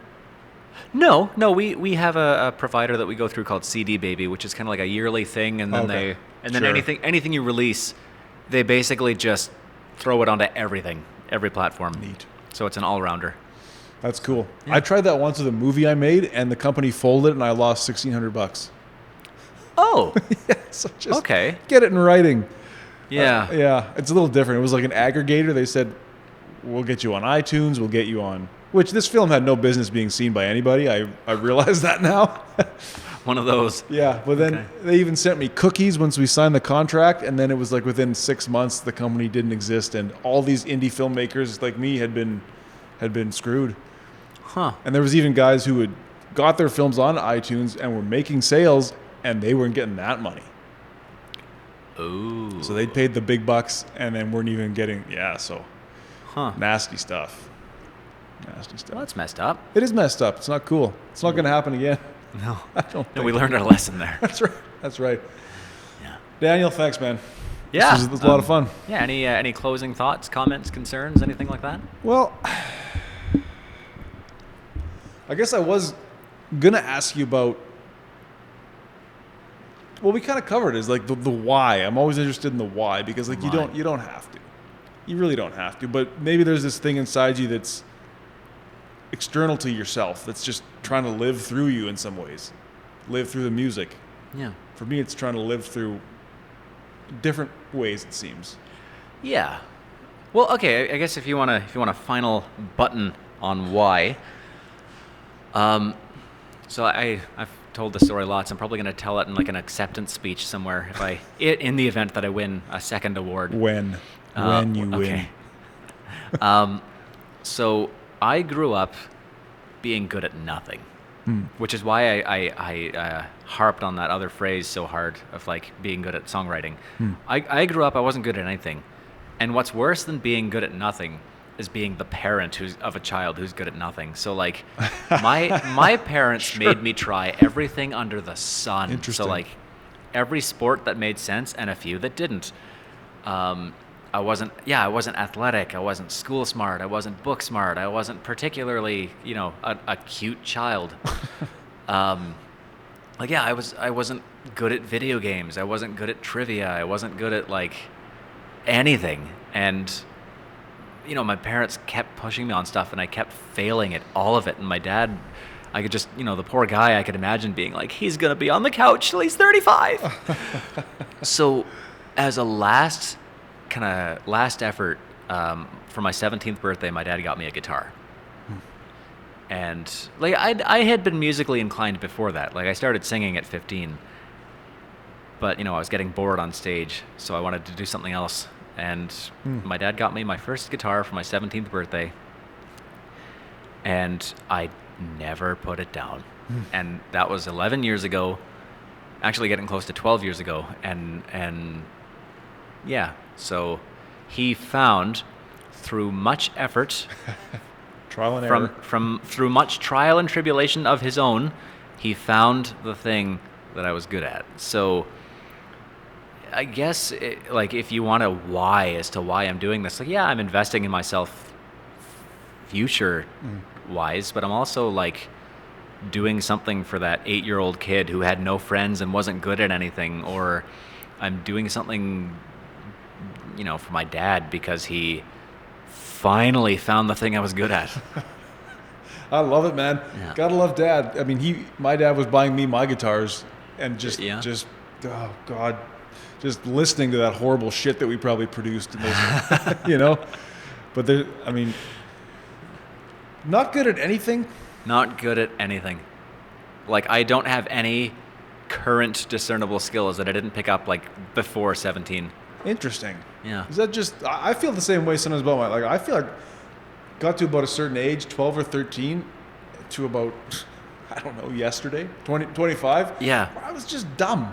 It's like, what was I doing? Just jerking off too much? Was I, just what was going on there? Well, yeah, and he's like, oh, you can't possibly decide what you're good at by that point. No, you can, because there was a kid in my grade named Tyler. Tyler Warchola was his name. He was good at everything. Right. So he was he was good at every sport in gym. Right. He was the first one picked for every team of every sport. He was the social guy. He could dance. he, like, all the girls just threw themselves at him. And then on top of that, he was also like the musical theater nerd with me. He got the lead role in the final musical of our grade. I was like, fucker. He had it all. Like, he was good at everything. And fuck that guy. Fuck that guy. No, Fuck no, Tyler. I'm just no. You know, we love Tyler. Tyler, in the event that you're listening to this, no, not fuck you. No, like, no. We're proud of you. We love you. But do you ever see that guy around? Do you see any? I think I bumped into him once or twice. I think I bumped into him at like a local hockey game or something. He was like managing a child's hockey team. It's like, wow. So he didn't peak. He didn't peak early. He just kept going. Like, he's probably like, second in command at Tesla or some shit like that. Yeah, well, it's funny when they tell us, you can be whatever you want, or genetics have a huge role in things. A noticeable role, yeah. Yeah, I know what you're talking about. Kids that, like, I felt like an unformed ball of dough in high school, and then there was kids who were lifting weights and had chest hair and were, like you say, dancing, singing, and it's like, it's just the way it goes. I guess there's no race or rush to find what you're supposed to do, but... For sure. Ian McKellen, I don't think he really popped as an artist until, like... Well, I mean, he was fucking good at his craft since he was, like, 14 or whatever, but right. he didn't really pop and become a pop icon until he was in his 50s, or maybe even a little later than that. Right. As Family Guy put it, Helen Mirren simply did not exist before age 55. That's right. Stayed hot until today. Oh, fuck yeah. Helen Mirren's a fox. Yeah. There's no, for all the kids listening today, there's no age limit. Like, just because you haven't made your life by 25, it's right. like, oh, that's it. You're done. Like, no, that's not the case. Harrison Ford was a carpenter till 30. Really? Yeah, he was on the set of Star Wars, and George Lucas was like, "Do you want a job?" He was like, I guess. Is that true? Yeah, I think that was his first job, was A New Hope. Han Solo. Yep. I heard that he hates Star Wars and the Star Wars fans. He personally requested to get killed off. Really? Yeah. No. Yes. Yep. He just seems like a kind of a prick, an angry prick. Yeah, and okay, well, Although you can understand. We wrapped up the show, but we didn't. Psych, there's like 20 more minutes. Harrison Ford, he's kind of a miserable old codger, but at the same time, he's also had kids badgering him about that shit for 40 years. Right. Of, like, do the Han Solo pose. Yeah. Or do Indiana Jones. Right. And, like, when he went in to get a colonoscopy, the receptionist played the Indiana Jones theme song in the office just because. No. Yeah. You don't do that. So, like, he's had, like, 3 or 4 massive brands follow him around for 40 plus years. You're going to get a little miserable. And I right. get that. But at the same time, like, it's the same thing. Follow through on your craft. It's like, this thing might not leave you alone. You might not have space to... Right. For yourself to get away from this thing that you were part of, but at the same time, like, you have been an integral part of millions of kids' growths. Like, how many kids incorporated Han Solo into their personality, or Indiana Jones into their personality? Like, all the good and maybe a little bit of the bad of, like, the young Hellraiser. Yeah. Because of him, and you got to stand by your stuff. Like, when Game of Thrones Season 8 happened, and all the actors were like, oh, fuck this thing. Like, Game of Thrones is, they totally shit the bed. And, like, you motherfucker, you don't get to say that. Like, right.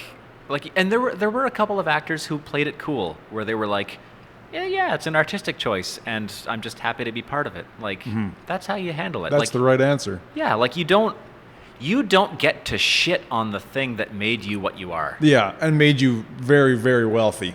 Yeah. Right? Like, I wouldn't know who Kit Harington is were it not for Game of Thrones. And, like, he wasn't one of the worst ones to shit on the series afterwards. But, right. like, he certainly didn't help.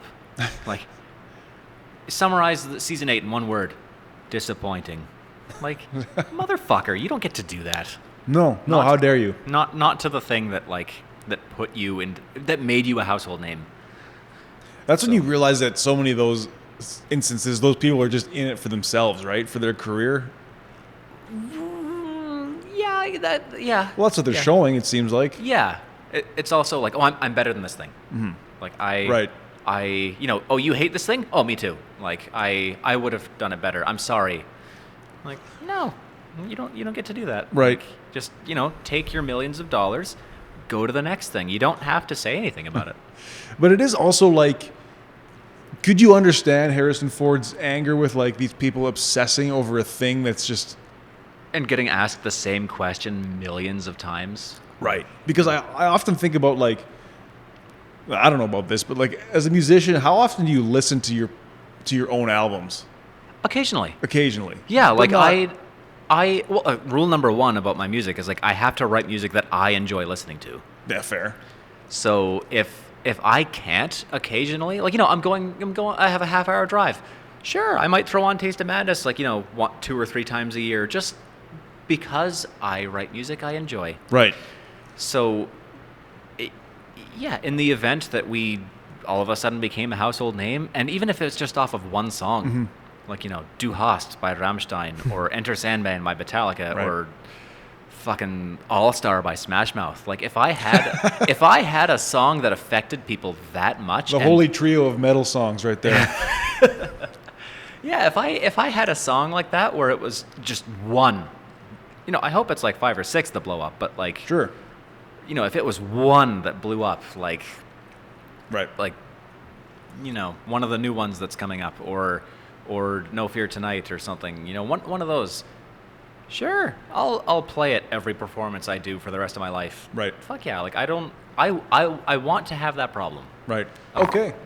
I guess what I asked was because to you the music means one thing, but to the fans it means something totally different. Yeah. And they come to you with that, and then it's like, well, it doesn't mean what it means to me. Yeah. Right? Yeah. So I can understand why Harrison Ford has probably never watched Star Wars in 40 years since he did it, and these people are coming up to him with quotes and memorabilia, and it's just like, I could see it on some way being sickening. It's like these people are obsessed with a thing that I just shit out in a year, Yeah, well, the purest interpretation of anything is from the audience.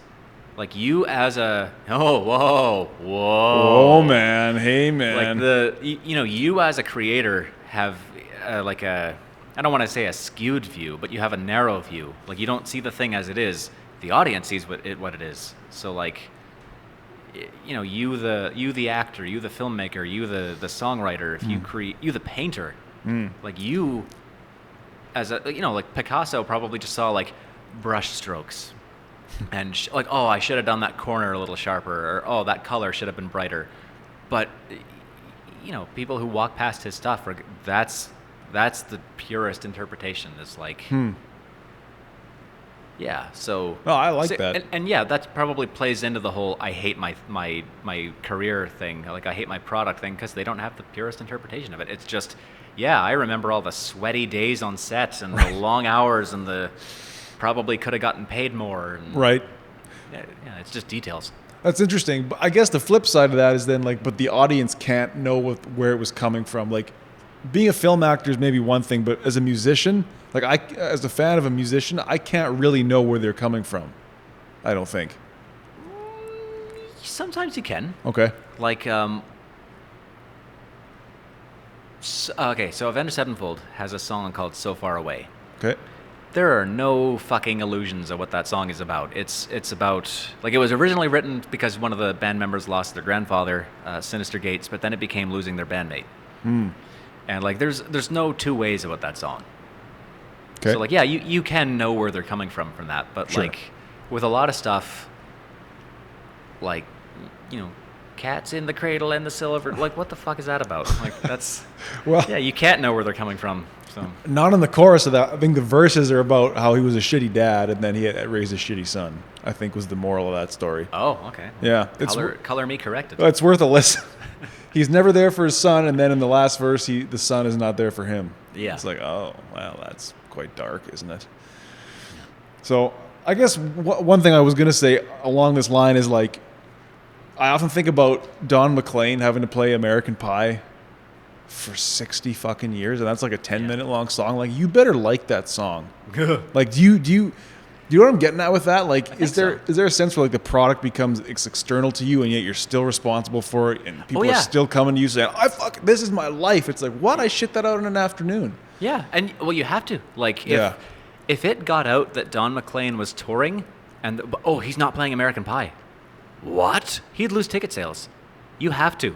If that one song is like your pedestal, you have to commit to it. Right. And that's the burden of every artist ever.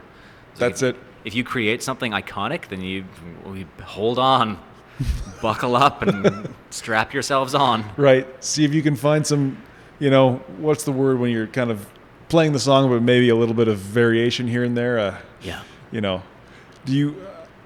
Yeah, I guess it's too early to tell. Well, and you can definitely reinvent stuff. If you take Metallica's performance of Enter Sandman from 91, the year it came out, to 98 or 99 to 2010 to 2017, like they're all different. Right. So you can reinvent, and you can kind of trim some stuff, you can add some stuff, and you can reinvent as you go, but you still got to do it. Right. When they did that thing with the San Francisco Orchestra, that had to have been a watershed moment in metal, right? Like that. That had never been done. Yes, it had. Actually. It had. Yeah. Color me corrected. Yeah. So that has basically been an idea. Orchestra is just heavy metal before electricity was invented.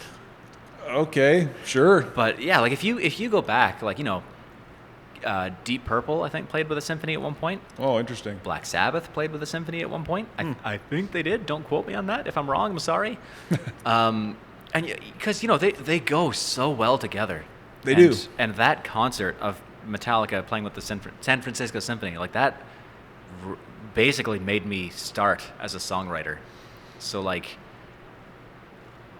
that is that's my home base as far as creativity goes. Like if I need to be in a creative mood, I watch that concert and I get something new out of it every time. But yeah, like that. Oh boy, where were we going with that? I don't know. I don't know why I even brought that. It just occurred to me that had to have been because I guess the foolish thing is to say, well, it's polar opposites, but then you just said no, it's actually kind of the same. It's peanut butter and chocolate. It goes well together. Yeah. Mm-hmm. But yeah, no, that's been an idea. Like Metallica was definitely not the first to do it. They might have been the first to make it prominent or put it out there. I don't even like saying that. I don't know. Okay. They did it best. They did it best. Well, yeah, that's iconic, right? Like yeah. It's hard to top that. It is it's 4-Leaf Clover, I think, from that No-Leaf concert. Clover. No-Leaf Clover. Yeah. There you go. That I just could listen to that every day. There's just something about it. I don't know. It's perfect. And they wrote that song and another one only for that concert. Oh, really? There's no other version of that song. Okay. I didn't know that. Yeah. Did not know that. Yeah, and by the way, that is actually that's something I'm going to bring up with you in a second, but I have a bucket list written down in a notepad that I haven't looked at in 6 years. Okay. At least, but I have a bucket list, and on the bucket list, one of the I think top 5 items is play a concert with a symphony. Okay. And obviously, in my place of life now, that would be with Infamous. We kind of did that in 2018, where we played with a choir and a quartet. Right. That's pretty close. I mean, it's a start of something. A 5-person or 4-person quartet, and then the 100-person orchestra. It's but. And I've actually looked into the details of what it would take to hire the Edmonton Symphony. Right. And I've been in touch with them. I found out what it would take to. What would it take? A lot of money? Basically, it would take, a down payment, a sizable down payment. Because step one. Because we're not nearly big enough for them to come to us and say, hey, we want to split this, and we'll just go halvesies at the door or something, or. Right. We're not at that point. Okay. So it's down payment of you got to pay for all their time and a couple of rehearsals and all that, and then you have to have 100 people's parts laid out times however many songs. You'd have to write that? Yeah. Yeah. They're not going to do it. They're not going to arrange that for me. I gotta write all that shit. It's write the 4th violin, their unique part. Could you do it?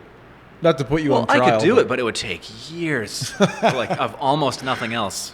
Maybe it'll happen for you if you want. Yeah. Like I know when Metallica did it with Michael Kamen, there was a couple people who were like, they took a, in their free time, they arranged that over the course of a couple months, I think. Right. I could do it. Like there would have been a whole team of people in on that, right? Oh yeah, and I would want a team. I wouldn't want to just do it by myself. No. But I would certainly like lend a hand and be like, that's cool, try this, or. But yeah, symphony. I've got set list examples of like what would sound good with a symphony. Okay. And I think the infamous music lends itself well to the. Totally does. Yeah, like the pageantry of the thing. The pageantry. Yes. You're gonna ask me something? Did you? Yeah, I was gonna ask you what's on your bucket list. Like what have you achieved? What have you not?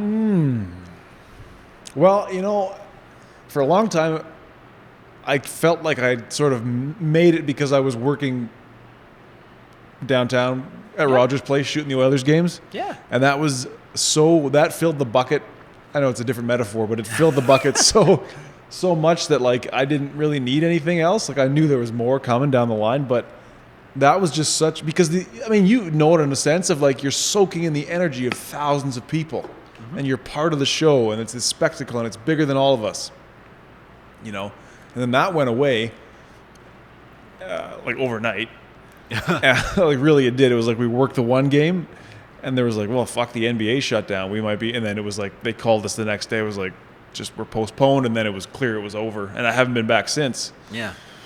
Oh, so you got signed on to that just before COVID hit? Well, no, I actually had been doing it for 4 or 5 years. Okay. And it was finally getting good at it because it's actually hard to do. It's because it's live. When you're in the bowl with the camera and you got to get the fan shot, get the cheerleaders, throw in the T-shirts, whatever, run around. It's insane. Mm-hmm. So that was like a bucket list thing, was like to shoot pro hockey. And I was kind of like, and I've done feature films. I guess it's just I suppose my real bucket list item is to own a house that's beautiful in a location that's beautiful. Because currently I'm renting a house that's not that beautiful in a location that's really not beautiful. And I can feel it sucking the inspiration out of me that my surroundings are gross. Yeah. So that's a factor. That's definitely a factor. It is. Now, could you be satisfied? Could that be checked off in Edmonton? Or do you have to go somewhere else for that? I think so. Okay. I think I've seen some places in Edmonton. Yeah. I know what you're saying. You could go to like New Zealand and really blow your load, but... Right. But I'm sure there's people who their standard of beauty is like Edmonton's great, and then there's other places where like, well, like us, it's like the grass is always greener. So like our idea of it, like let's get waterfront property in Mexico, right. And then I'm sure a lot of people from Mexico are like, I want to get property in Canada, right. Rural property in Saskatchewan. Yeah, like I want to get a farm and like grow some chickens and it's whoever. Every dream is different. It's true. It's relative for sure. I guess I have a real affinity with the River Valley here in Edmonton. Like I grew up in it. I love it. There's spots not far from here where you could do it. You can Yeah. So that's the creatively. I don't know. I'm in a real low ebb creatively right now. I don't have anything to say beyond this podcast, it seems like. Well, that's you getting your voice out. That's not a bad thing. No, not at all. Not at all. But as far as film or video, it's just chugging along. Right, and that's gonna see. I'm turning this podcast on you now. All right. Featuring Patrick. Yeah. So yeah, like what's the bolo? Like the Australian thing where it's like two balls on a rope. Oh, like it. That it's like a bolo. Like your creative things are gonna rotate. Like someday you get your creative rocks off through podcasting, and then at some point you're gonna get sick of this, and then it'll spin to something else. Where like all of a sudden your creative rocks will be your car or your house or your film or music or how you paint your fucking living room. I don't know. It like could be the clothes you wear. Like the thing. It's gonna rotate, and the healthiest thing you can do is get ahead of that and just live everything as full as you can. That's great. That's really great. I hadn't really... That's how you maybe should look at it. Like everything we do outward is an expression of our inward self. right? Yeah, so like, and hobbies it's like it's important to have hobbies for that reason, to like to keep your creativity and your impulses. Like I try to pick up a new hobby every 2 years. My newest one, firearms. Oh, really? Like in the last 2 years, I mostly at the behest of my father, I got into firearms. Like I have a rifle and I have a revolver, and I'm not one of those yeehaw Berta kind of firearms owners. It's more like you wouldn't know it if I didn't tell you. No, I wouldn't have guessed. But yeah, like I go to the range, I go to the, you aren't legally allowed to go to farms and shoot there.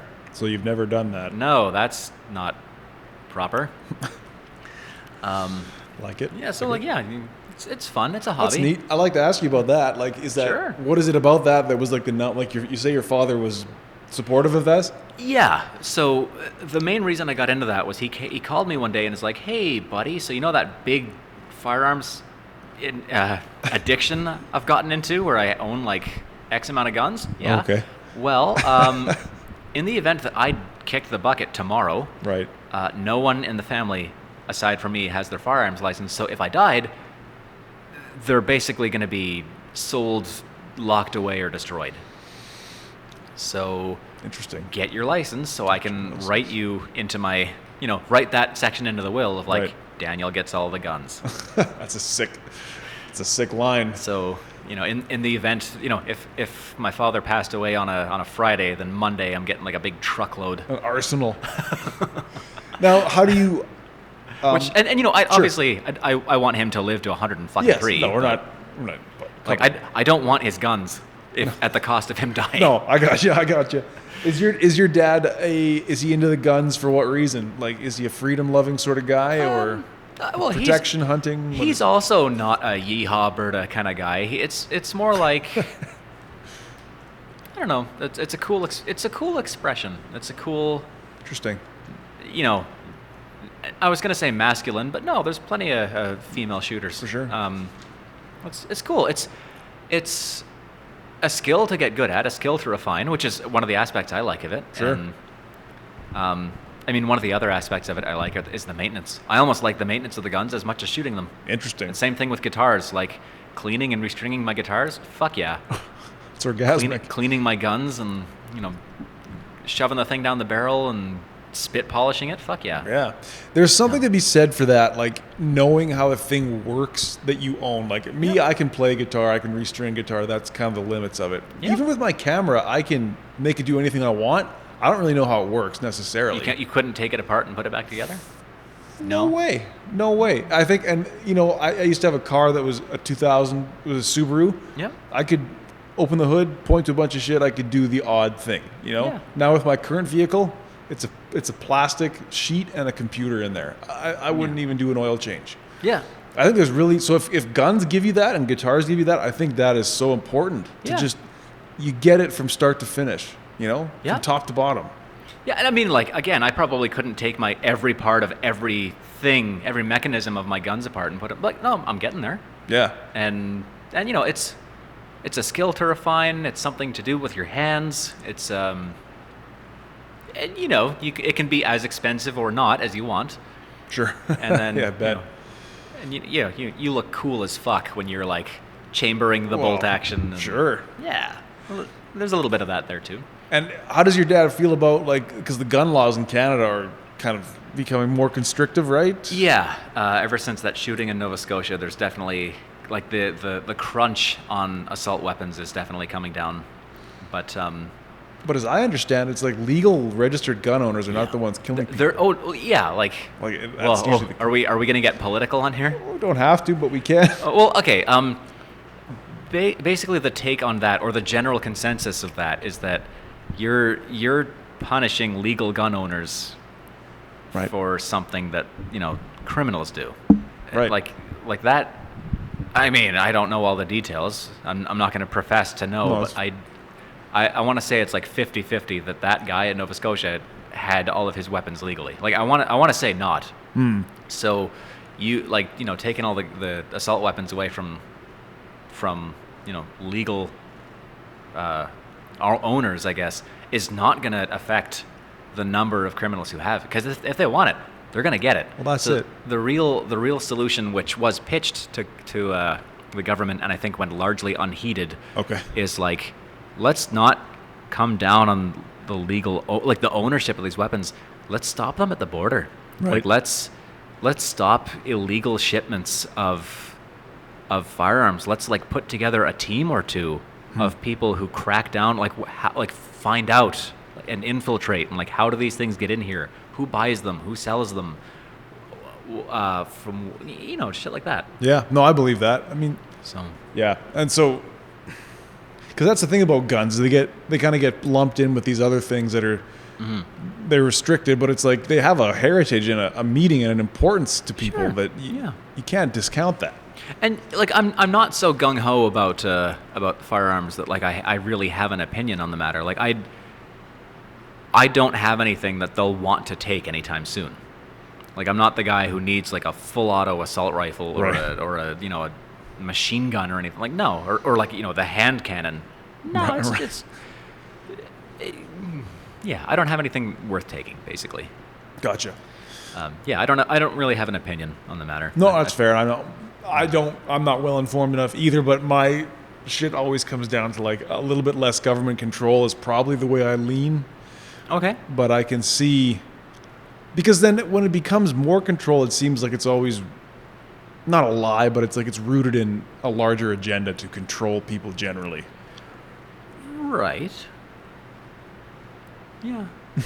You don't have to. No. Like the government is obviously they're doing their best, and they want to do what's right for people, and they're doing what they think is right. So Right. I don't have an opinion on the matter. No problem. Yeah. Yeah. But yeah, coming back Sure. the roundabout point. But yeah, that's like one of my new hobbies that I've picked up. I've also got like photography, Nice.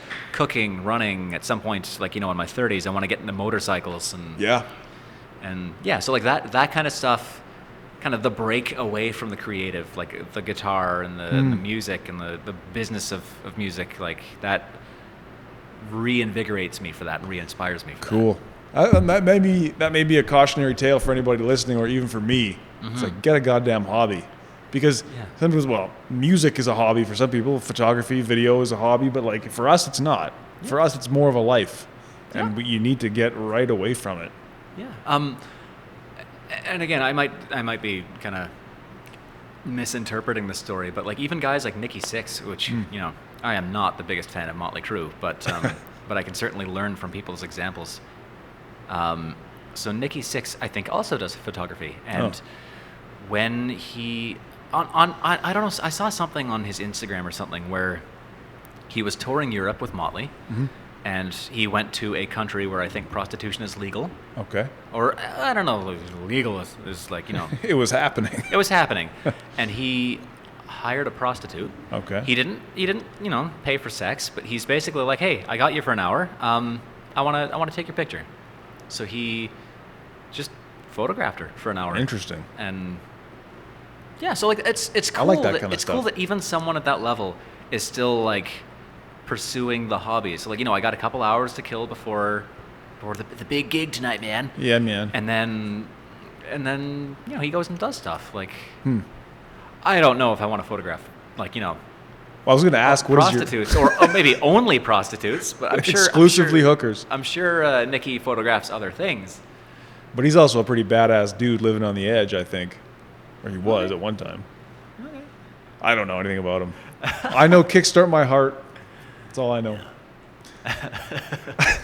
So what do you photograph then? What's like What do I anything? Yeah. I've you know what? I've done boudoir shoots. Okay. I've photographed people with their clothes on and off, and like there are photographers out there who use that as an excuse to be creepy.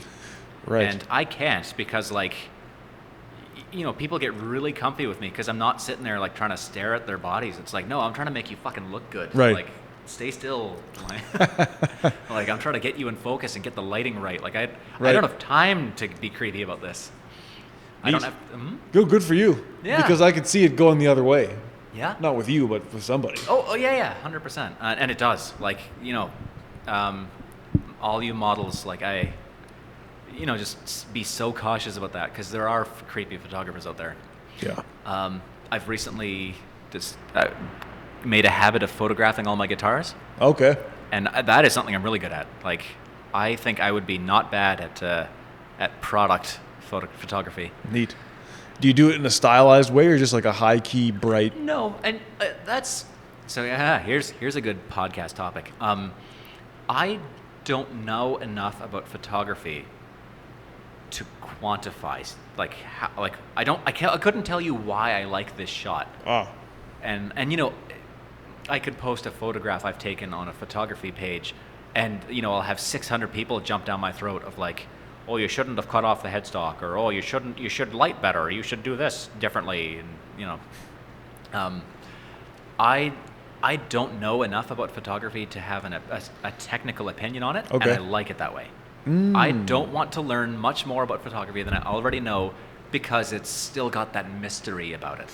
Cool. Of like, I couldn't tell you why I like this shot. I just like this shot, and it is like, what it is. The language is the photography. Totally. Like I think what we were talking about, that outside perspective that Harrison Ford lost decades ago. And became a jaded old man. I still have that about photography. I'm just a guy who uses like mostly automatic settings. Okay. And like I explore photography from the outside. I don't think I'd ever accept money for it. Like, I don't think I'm good enough to accept money for it, but it's definitely something that I am sometimes passable at. No, that's interesting, man. Yeah. I think that's how I approach music in a lot of ways. Yeah, like it still has that mystery about it. It does. Totally. Like when I lay down a chord progression and then solo over it, yeah, I don't know why that works. I have no idea why that note sounds good there. And that would be my cautionary tale for you, and not just with music but with anything, is that like if you want to take the next step with any art, be very careful that you, because a little part of your dreams have to die so that they can come true. So if you want to get better at music and you want to understand the hows and whys and know the theory and all that, do it if you want to, but it's going to kill some of the magic, if not all of it. That's well said. I believe that, man. Yeah. Because then you have to you got to understand that, the man behind the curtain, so to speak. Yep. It's like, So was there a moment for you with that in music? Probably. Yeah. And again, like I am not an exemplary music theory person. Like I've got people in my band that do. I'm surrounded by people that do, but I don't know I can speak the language. Sure. So like when I'm in the studio with my producer and we're talking about like, you know, chord progressions and, you know, harmonies and like, you know, what works and what doesn't. 9 out of 10 times I can speak the language and I know what he's talking about.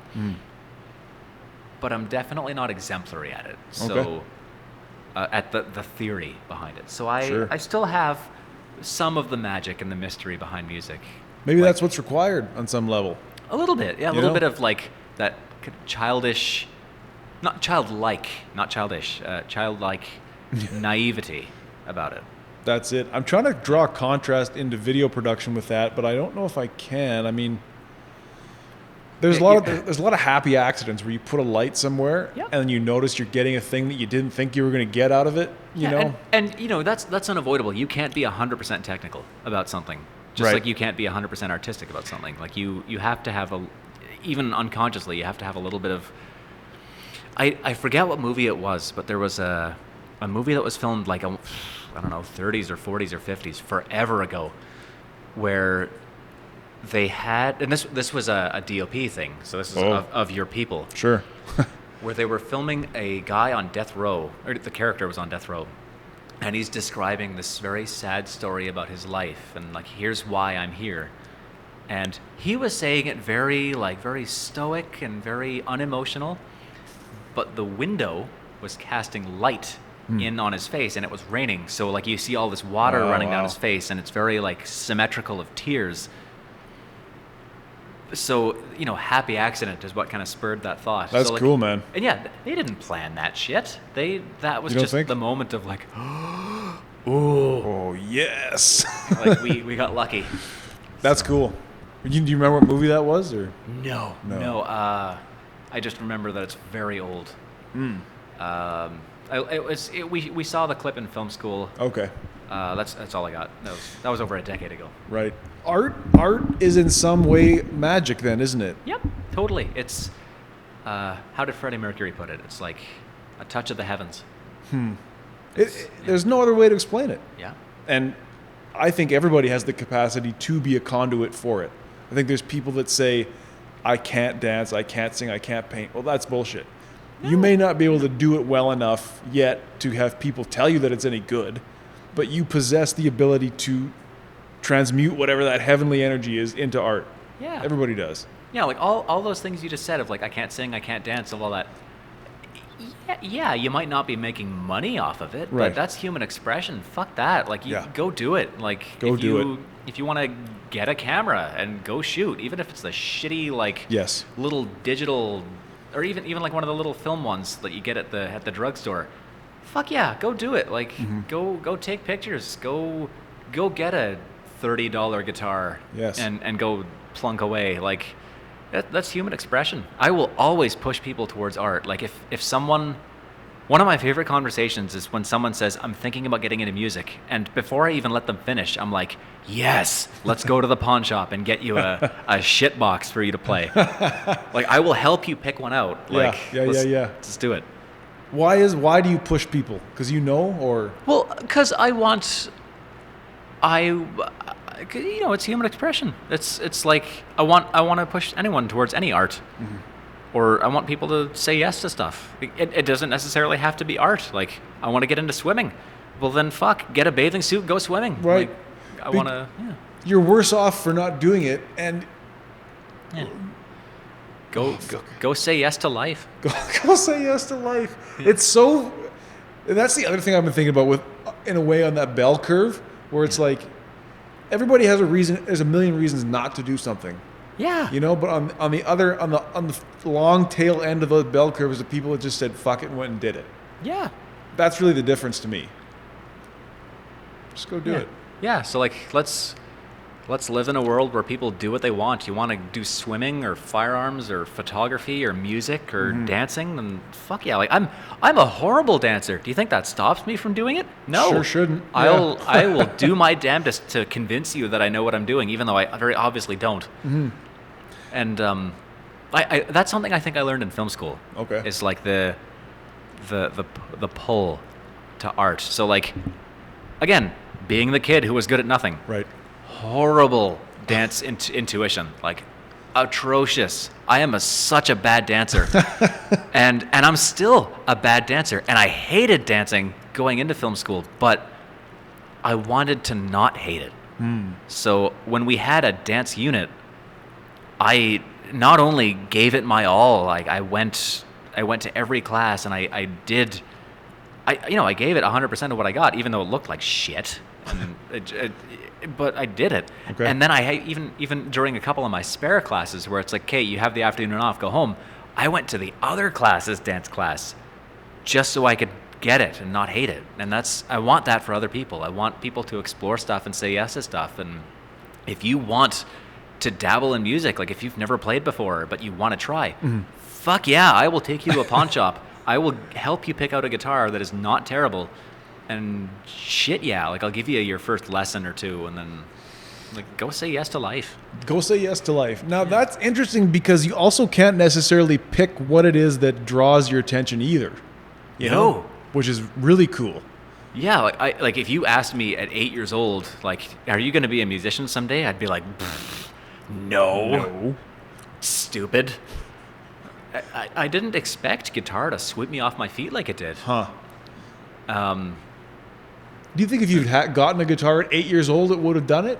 No, I probably wouldn't be doing it right now. Like it hit me at just the right time. Because, like you could be one of those musicians like where you were chained to the piano at 3. Like where mom and dad are like, true. You're going to be a virtuoso, but you're going to fucking work for it. Right. You could be one of those kids, but they're... Yeah. And you put them in the room with a piano and they'll stare at it like I have to play it. And they'll do it and they'll play it well, and sometimes they enjoy it, but it's all of a sudden an obligation. That's funny. Rather than an expression. You notice that, eh? Those people that are just like Yeah, like there were a couple decades ago, a couple eons ago, when I was a teenager, I went to a summer camp, which is like an artsy musical theater summer camp. Sure. Social skills were very up and down in that place. Yeah, I can imagine the fucking yeah. Yeah, and there were definitely a couple people, in this case mostly girls my age who were exactly that. Like their parents chained them to the piano, and occasionally we had music classes, and then sometimes I would be in the room with them, right? And they would just stare at the piano like, I have to play it. Mom and Dad will know if I don't. I have to play it. And yeah, I mean it's fine. I mean it's not a bad skill to have. No, and at the very least, it's a cool thing to whip out at a party. Definitely. But yeah, again, they're obligated. Like they just had that whipped into them, and it just ruined. Yeah. In some ways. So when your dad bought you that guitar, did he force you to play it? No, honestly, I think he expected me to just have that as a conversation piece in the living room. That's because everything else by that point had been. Mm-hmm. So he expected it to just be that thing that sits in the living room beside me while I take the huge fucking bong rips. But neither of those things happen. Oh, good. You never got into the pot? No, I've never been high in my life. Wow, good for you. And amongst musicians, that's odd. A rarity. And I've got stories for that later, but oh, sure. Stories right now, maybe. Yeah. Well, yeah. I guess if we're, but yeah, I think my dad didn't expect guitar to grip me like it did. Okay. And did he push it? Did he get you lessons right away? He was very relaxed about it. Like he was like, you know what, do it as much as you want to. Huh. And he definitely encouraged me, where it's the kind of thing where like I'd be playing downstairs and he'd be like, turn up. Nice. From upstairs. So I'd be like, okay, I'll play my shitty Guns N' Roses louder. But actually, no. From ages 17 to 18, it was just like 98% Metallica. Oh, really? I went to my guitar teacher, and he's like, so do you want to become like a better solo artist? Do you want to be like a better rhythm guy? What do you want to do? I want to play Metallica. Yeah. Okay, but specifically, broader, what do you want to do? I want to play Metallica. You're not hearing me? Yeah, so like my dad was very relaxed about it. Okay. Where like you pursue it as much as you want to. That's interesting that you said you don't drink either? No. And you don't smoke pot? I've been drunk once in my life, and I've been high none. Is that a religious thing or just nope. It's a me thing. It's probably not a bad choice. It certainly saves me money. Yeah. Fuck yeah. Sometimes I wonder if I'd be smarter or happier if I did mushrooms or well, maybe. I mean, the odd but a mushroom trip is different than like for me, I smoked weed for 10 straight years of my life, and I harbor some regret about that. I also had some great times. Right. I wouldn't recommend it. No, and yeah, it's just for me. Like it's not something my parents ever drilled into me. It's just something I looked at all the drunken idiots and the people wasting their money and their lives away on drugs, and I was like, yeah, no. Interesting. Not for me. And I just kind of I didn't make many of those. All right, hang on. My personality, I didn't know was so clear back then. But it was just a kind of a choice I made. Okay. It was not for me. Well, it's funny because you say you weren't good at anything as a kid, but you made probably one of the best decisions you could have made, I think. Interesting. Well, not too far off from that, from the guitar and I guess kind of on that topic, the thing that kind of boggles me the most about that is that a lot of people think that's by accident. Like I haven't been surrounded by fucking alcohol and fucking drugs my entire adult life. Yeah. So like I've performed concerts with bands, and they'll be like, "Hey fucker, I heard you've only been drunk once in your life. Ready for round 2?" Like, no, not with you. Piss off. Yeah, not with that attitude. Like that doesn't sound fun. But you've just withstood the peer pressure for 20 years? 10 years? I avoided the peer pressure except for that one time. Oh, good. And that's cool, man. Yeah. That's rock and roll right there. Taking life in the face with no fucking crutches. No parachute, no nothing. Well, really? Yeah. Yeah. what I was gonna say, since we're in a podcast, is the time you can talk about anything. Absolutely. I want to ask you something. Sure. Which, I mean, I've got my own answers prepared later, but I want to hear something from you. Are you much of a prankster? Do you fuck with people ever? Like, do you prank people or pull the wool over their eyes? No, I don't really like that. No? No, it's not really in my character. Okay. I think when I was younger, I was into it. Like, I had a younger sister, so I made her life hell. And sometimes I would do shit to my parents, but I think I have way too much empathy for people to know Human how decency. Yeah, could be. Some days I lack in that also, but it's like I would know how that would suck, and I hate being had Right. and embarrassed. So I just don't have it in me to do it to people. Okay. But it's a thing that you do, is it? What's that? Is it a thing that you do? Sometimes, in very inconsistently, but it is.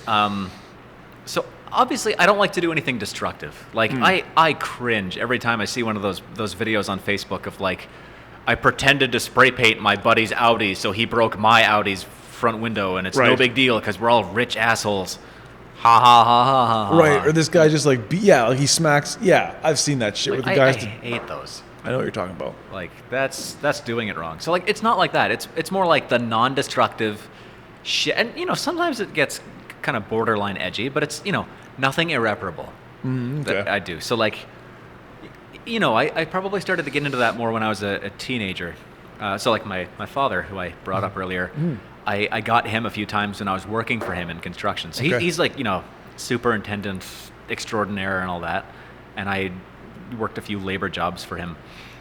At one point, I was working for him, and I kept finding pennies where I was sweeping a floor, and I guess a couple of the guys just emptied their fucking pockets, and I found like 60 pennies over the course of like an hour.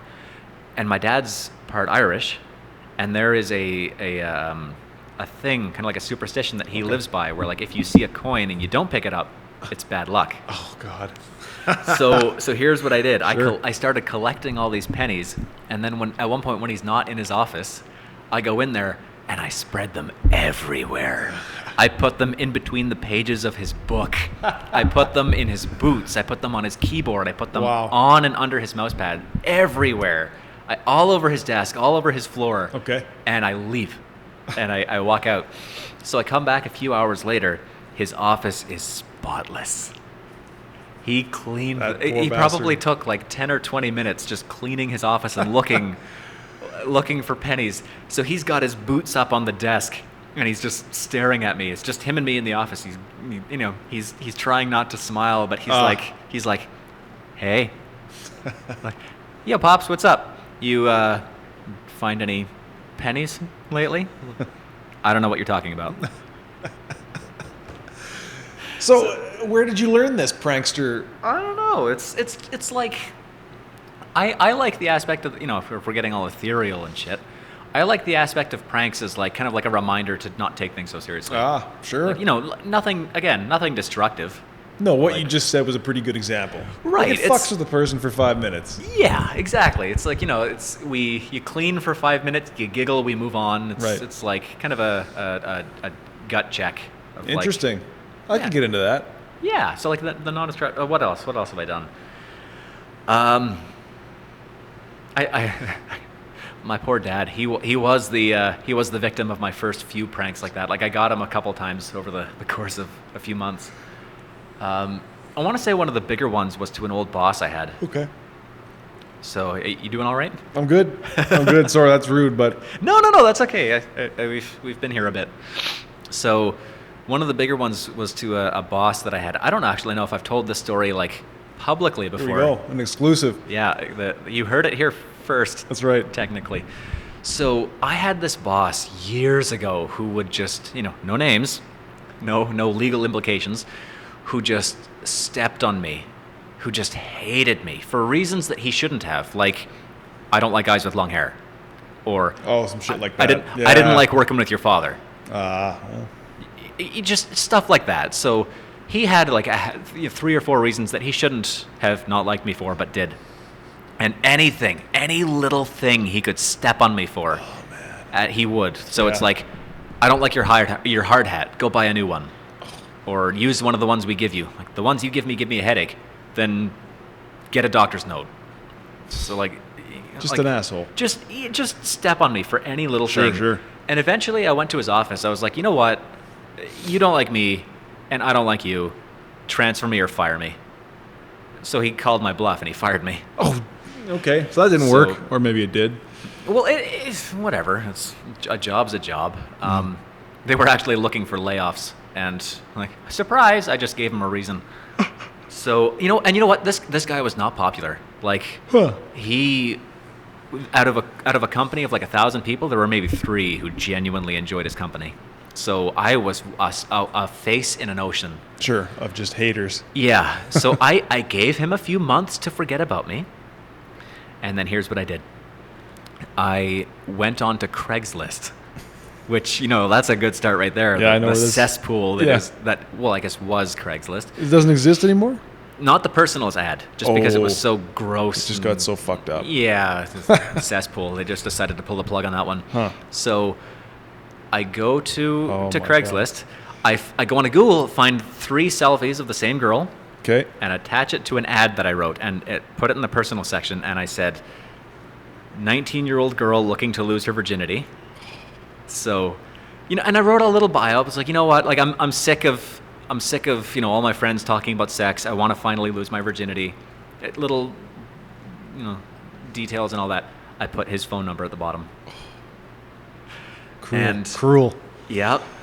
And I said in the email, or in the ad, don't email me. And some of those, there's some kind of pranks where you don't get to see the end of it. And I didn't, but I know it worked because I didn't see the end result. But I said, don't email me. I got 17 emails in 2 hours on a Thursday afternoon.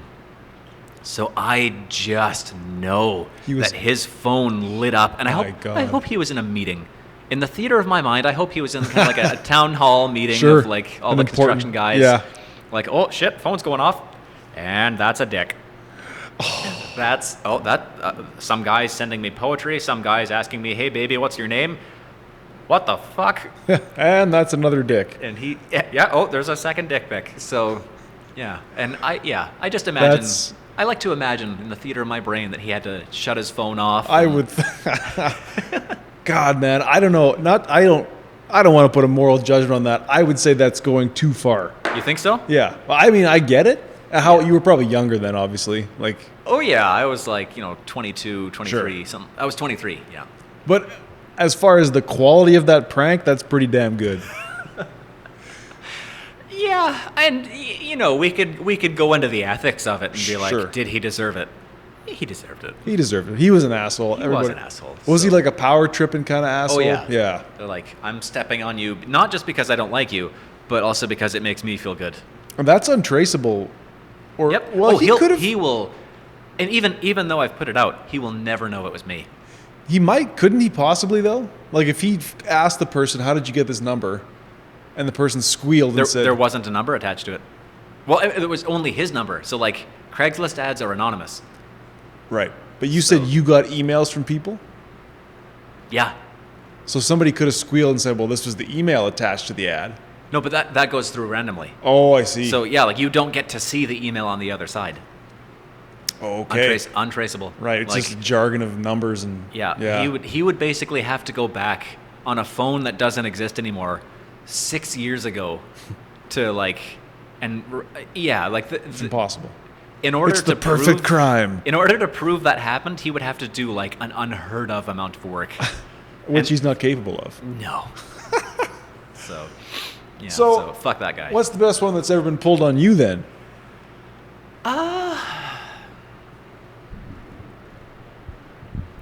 I don't know. So there's this thing that happens at work where there's a smell that happens, and it's people keep thinking or hypothesizing that it comes from the vents. And it smells like horrible, but it also smells a little synthetic. So like, that's and I've heard that people you can buy like a stink spray No, that is okay. So someone used the stink spray. That one's kind of like the verdict's still out on that one, but someone used that on me. Okay. So on a construction site that I was on, every now and then, like, once or twice a month, we'd walk into a room and it would just smell like a porta-john or like a sewer. Yeah. Or like someone fucking vomited in a corner, and it was gross for 20 minutes, and we'd just, people couldn't work in there. Right. And then on the very last day of someone being in there, one of the electricians called me over. He was like, "Hey, man, come here." And he showed me the bottle. I was like, "No, you bastard." So a group of us all used to go drinking at this bar on Tuesdays when we were in university. Okay. And it became like a clique, or it became like an agreed ritual every Tuesday. You don't skip it. You don't skip it. Even the waitresses kind of became our friends as much as they would pretend to be our friends, Yeah. Me and a buddy skipped one Tuesday, and somebody took out a Craigslist ad with our name and number, but it was that we were selling this ultra rare Gibson Les Paul. So I had all these boomers and guitar collectors, people texting me, "Can I see it? How much do you want?" That's because I'm sure what they did was they then listed it for way below what it was worth, and we were just getting swamped. Yeah. But that was a good one, I thought, because it wasn't dirty. The two that you told me, little dirty. Well, the pennies are okay, but your Craigslist one a little dirty. Yeah, and I wouldn't go that heavy for no reason. No, I wouldn't just fuck with someone like that just on a whim. So that's an important thing to say, because the one they pulled on us was fairly playful. You missed one day of the agreed upon thing. Yeah. But this guy fucked with your life for a year or whatever, and he deserved to get some unsolicited dick pics. Well, he cost me my job and my livelihood. So. Well, that's true. Like, I was pretty hungry for a while after that. So. That was more vengeance than a prank, wasn't it? Well, potato. Sure. Yeah, well. Well, you did bring that up in the email, pranks. Yeah. And I didn't know. I just ignored it because I have no concept of it. That's unimportant. That's I'm not even Gene gonna. Simmons. I want to hear more about Axl Rose. I never met Axl Rose. Yeah. Whenever I tell people about the Guns N' Roses thing, everyone's next question is, "Was it Slash?" I'm like, "No." No. But I saw Slash the last time he was here in 2017. Did you? Were you there? No, but depending, I think I know the band who opened for him. There were, one of several. Yeah, Guns N' Roses at Commonwealth. I don't know who opened. Oh, you're talking about Guns N' Roses. Yeah. So Our Lady Peace opened. Really? Yep. I didn't see it. And I missed them. I was at the Guns N' Roses Stadium and the Stadium Arena in 2017. I went with a friend, Connor Miskimen. I wanted to see Our Lady Peace, and then we took our seats, and then forever passed, and Guns N' Roses goes on. I was like, what the fuck? Did we fucking... We got there at like 6:40. They went on before that? Yeah. They were on at 5, and GNR came on at like... 9. Yeah, they're trademark late. No, they were pretty good. Like, they were good. I think Axl made a joke of like, "We're only 10 minutes late this time." That was a surprisingly good show. Like, they were... Yeah. So, yeah, like, obviously, like, Axl just, his vocal peak was like the early 90s. Yeah, and then ever since then, he didn't warm up, he didn't do the exercises, he didn't maintain his voice, he fucking blew his voice. But he has done really well for himself since then. So he went on stage that night with like 40% of his original capacity. Blew his balls off. Yeah. For 3 hours. 3 hours of Guns N' Roses, and walked off stage with 40% of his original capacity. I was like, wow. Like, if you had that kind of discipline in the 90s, like, who knows what you could have done. Right. But fuck yeah, good for him. Like, that he still has the stamina to sing all those songs, because and it's not singing sometimes, it's yelling. It's like just... Well, he can't yell anymore. No, it's like but it comes from somewhere that's like so Axl, that kind of like scratchy howl that... Yeah. It's like a cat yowling, sometimes. Yeah. That was a good one, man. And that was the original, or not the original lineup, but it was like Slash, Axl, Duff would have been there, right? So the people who were in the original lineup, they got Duff, Axl, Slash. I think they got Dizzy Reed for a couple of concerts, not the whole tour, but right. I think they got a couple. I think keyboardist. Yeah. And again, I think they might have had Steven Adler. I think it was a woman on drums. Well, No, it was a guy. I know who it is, and there's a bunch of women. I couldn't tell. They had a couple of guest concerts on that tour where okay. I think Steven Adler did a couple appearances, but he's still functioning. Didn't he get pretty messed up for a while? I think so. Yeah. Yeah, he did. Yeah. Let me look that up real quick because I know the guy. And they got Richard Fortas on guitar. I think he was one of the carryovers from the mid Guns N' Roses career. Okay. Guns N' Roses. But man, I always felt like with Slash's playing, he's up and down the neck like crazy. Like more than the average player that I listen to. Yeah. Like it's just a mastery of scales, I guess. Yeah, and one of my favorite things about Slash's playing is that like it's all feeling and attitude, and you either have that or you don't. Right. I don't have that. Okay. I don't play. I'm not one of those guys that can just pick up a guitar in a pawn shop and just play how I feel. Like no, it's got to be structured and it's got to be like pre-written. I can't improvise for shit. Frank Ferrer is the drummer. The drummer. Yeah, big thick guy with shaved head. So you want. And then Melissa Reese. They've there was a woman out there. Yeah, keyboardist. Big blue hair. Nice. That was awesome. Yeah, that was a good concert. What's your favorite concert you've ever seen? Oh man, it's a good question, man. I saw Clapton in 2007 at Rexall Place. Okay. With Robert Cray opening. That might have been it. Okay. Because I think, I don't know. Yeah, maybe. Because I really love Steve Jordan on drums, and I've seen Steve Jordan on drums with Clapton, I think, and with John Mayer at least twice. Okay. I don't know. I saw Buddy Guy at the Jubilee, and he like came into the crowd playing. Shit. That might have been it. Buddy Guy in 2008 or 9. Yeah. At the Jube. No, at the Windspear. Okay. Yeah. Real blues, just down home. Yeah. Blues. Electric blues. Yeah, no, and that's cool when those guys, like those really blues, foundational people like that, it's something else. Oh, it is. And like his background, his backing band was all like younger guys from Chicago. They could all just rip, but then he's just like he's one of the best still living of that era. Mm-hmm. How about yourself? Best concert? Yeah. Well, I mean, there's a couple ways I could answer that. Like, Metallica is my favorite, and seeing them in 2012 was just like, mwah. Right. Having, I don't know, 20,000 people singing the end of Memory Remains for like 3 minutes after the song ended. It's like, there's something magical about that. Yeah. At Rexall Place, would that have been? That was Vancouver. Oh, in Vancouver. Yeah, so that was Rogers Place, I think. Yeah. Which is now the stadium that we have. Right.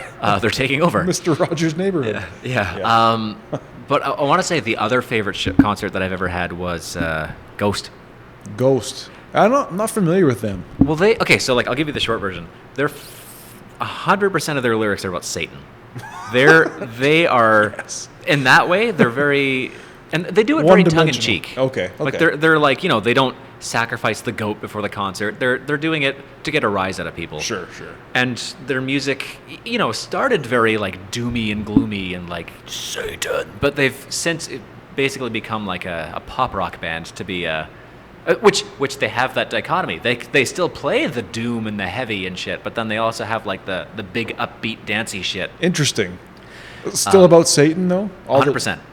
100% of their lyrics are about Satan. So we're bopping to the Dark Lord. Yep. And there's even a song that they have called Year Zero, where the chorus starts off with "Hail Satan," and there's a moment in the song where in the beginning of the last chorus, it's like the music shuts off, right? And it's just like a crowd of going like "Hail Satan," and hearing 3,000 people do that at the Calgary concert I saw them at, it's like you sing it, and then 3,000 people screaming that at people. It's like, that had some power. Fuck me. Wow. So interesting. Yeah, and they're very much about the they're like Kiss. So like they have the eras. Okay. They've got the different outfits, and like at this point, this stops. We go into a new era with a new album, and the thing that I didn't know I needed about that concert was the lighting. Oh. Their stage concerts are so elaborate. Like they'll have like, stained glass that is animated and moves in the background. They'll have like, the odd actor come on and do something. I think no, they didn't do this when I saw them, but sometimes they'll have like a chorus of nuns come out and sing with them. That's pretty wild. Yeah, and like stage outfits are very elaborate. So what I'm talking about, the lighting, is like, he's dressed as kind of like a photo negative of the Pope. So like, big satanic gown, big hat. He's like, 7 feet tall, 7 feet wide and shit. And he's, he's standing in one spot, fully lit up. It's beautiful. It's like, you can't take a bad picture of that. He takes one step back, gone. Whoa. He just materializes, and it's like, oh my God, like, where did you come from? That's pretty wicked. Like, wow. It was just brilliant. Like, that can bring so much, like a stage show, like a real, like it can add a whole, like, okay, I will admit that I went and saw Sam Smith at Rogers Place. Great. Yeah.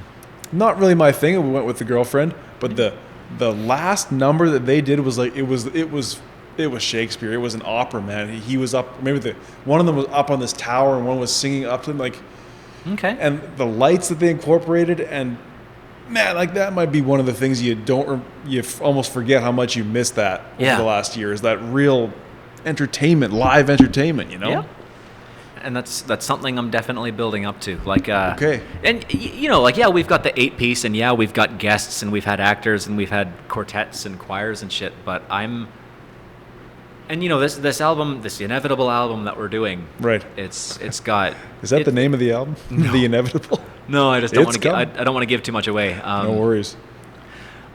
So it's gonna have like more or less the same 8-piece. We'll have guests and all that. But I'm in the event that we keep going, I'm building up to having like basically like a 20 or 30 piece touring band by like the third album, where we have like 3 or 4 guitarists, including me. I don't know, 3 or 4 drummers. So like we have the drum kit girl, which is Paige, and then we have like the bongos and the djembe. Oh, nice. And the 8-piece quartet, where like lead violinist, rhythm violinist, cello player, standing bass,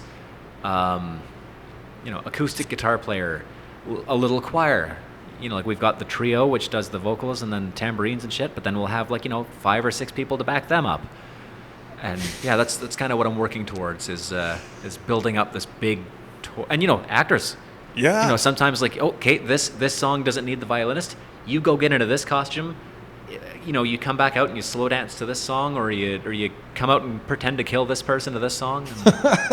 At some point, it's not just music then anymore, right? Oh yeah. What you're doing theatrics. Yeah, theatric rock. Theatric rock. Yeah. So where'd that come from? Well, yeah, that's the question. But yeah. Okay, well that's the kind of the flamboyant metrosexual side of me that I think always was Sure. there, but I didn't really realize. But it definitely came from multiple sources. Of like my first concert ever was Alice Cooper, Rob Zombie. Okay. And that really raised the bar for performance, because Right. Alice Cooper, He was doing that for sure. fucking legend. He's 100 years old, and he's been doing this forever. And he still has so much energy. Like, holy shit, he is getting close to 80, and he's still on stage getting his head chopped off, Right. fighting a spider. He walks around with a cane that's also a sword, and he flips it around and shit. And like, motherfucker, I hope to be doing half of this shit when I'm 80. But yeah, like when I saw him in 2010, he died on stage 6 times. So like lethal injection, guillotine, hanging, fucking Interesting. eaten by the Black Widow. Like, Okay, so you saw that and you're like, oh. Well, that was my first ever concert. Ever. Oh, well, that would change everything. Yeah, and I was like, Oh. mind blown. Like, I don't like going to a concert and seeing the guys get up on stage in t-shirts and jeans, playing the studio album exactly as it is and walking off. Like, fuck that. You want like, more. Yeah, Well, it's like we were talking about with a music video, where a music video should give you more. shit, yeah. So the like song is giving. every video is going to be different, and like even with This Is the Life, like yeah, it's technically a performance video. It's the most exciting fucking performance video we could ever pull off. So like it's pirates, it's people, Jesus. cavorting and drinking and telling pirate stories and yeah, like so the scope is high. Yeah. And Yeah, it's high concept, they would say. Like Yeah. there's a lot going on there. Yeah. I wish you the best of luck with that. I hope to see it. I hope we get to work on something together. Yeah, I mean that'd be cool. We'll have a secret backroom conversation after this. Okay. I'm really going to end it. Yeah, I for swear sure. I swear to God, Daniel, thank you, man. That was a good one. Yeah, thanks very much. I hope I didn't put you to sleep or No, dude, keep you too long. I felt bad for yawning because you were telling me about these pranks. I was like, this is something totally foreign to me. So it was cool to hear it expressed. Daniel Martin and the Infamous is the band. They're out there on all channels. Got to check them out. And the new album is maybe coming, maybe not. We're thinking about it. Thinking about it. Okay, thanks, Dan. Talk to you later.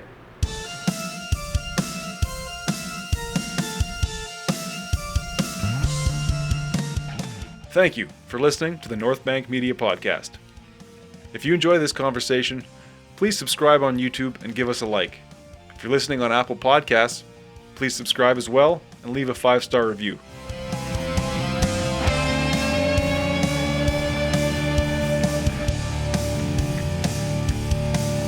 I wonder what it would take to make me fall apart tonight. What it would take to break me, to bring me from the light.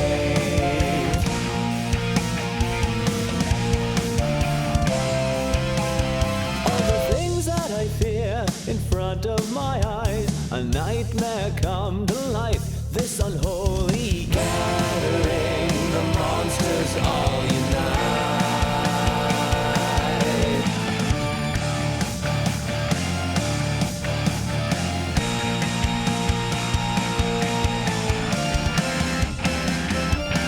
I cannot be afraid.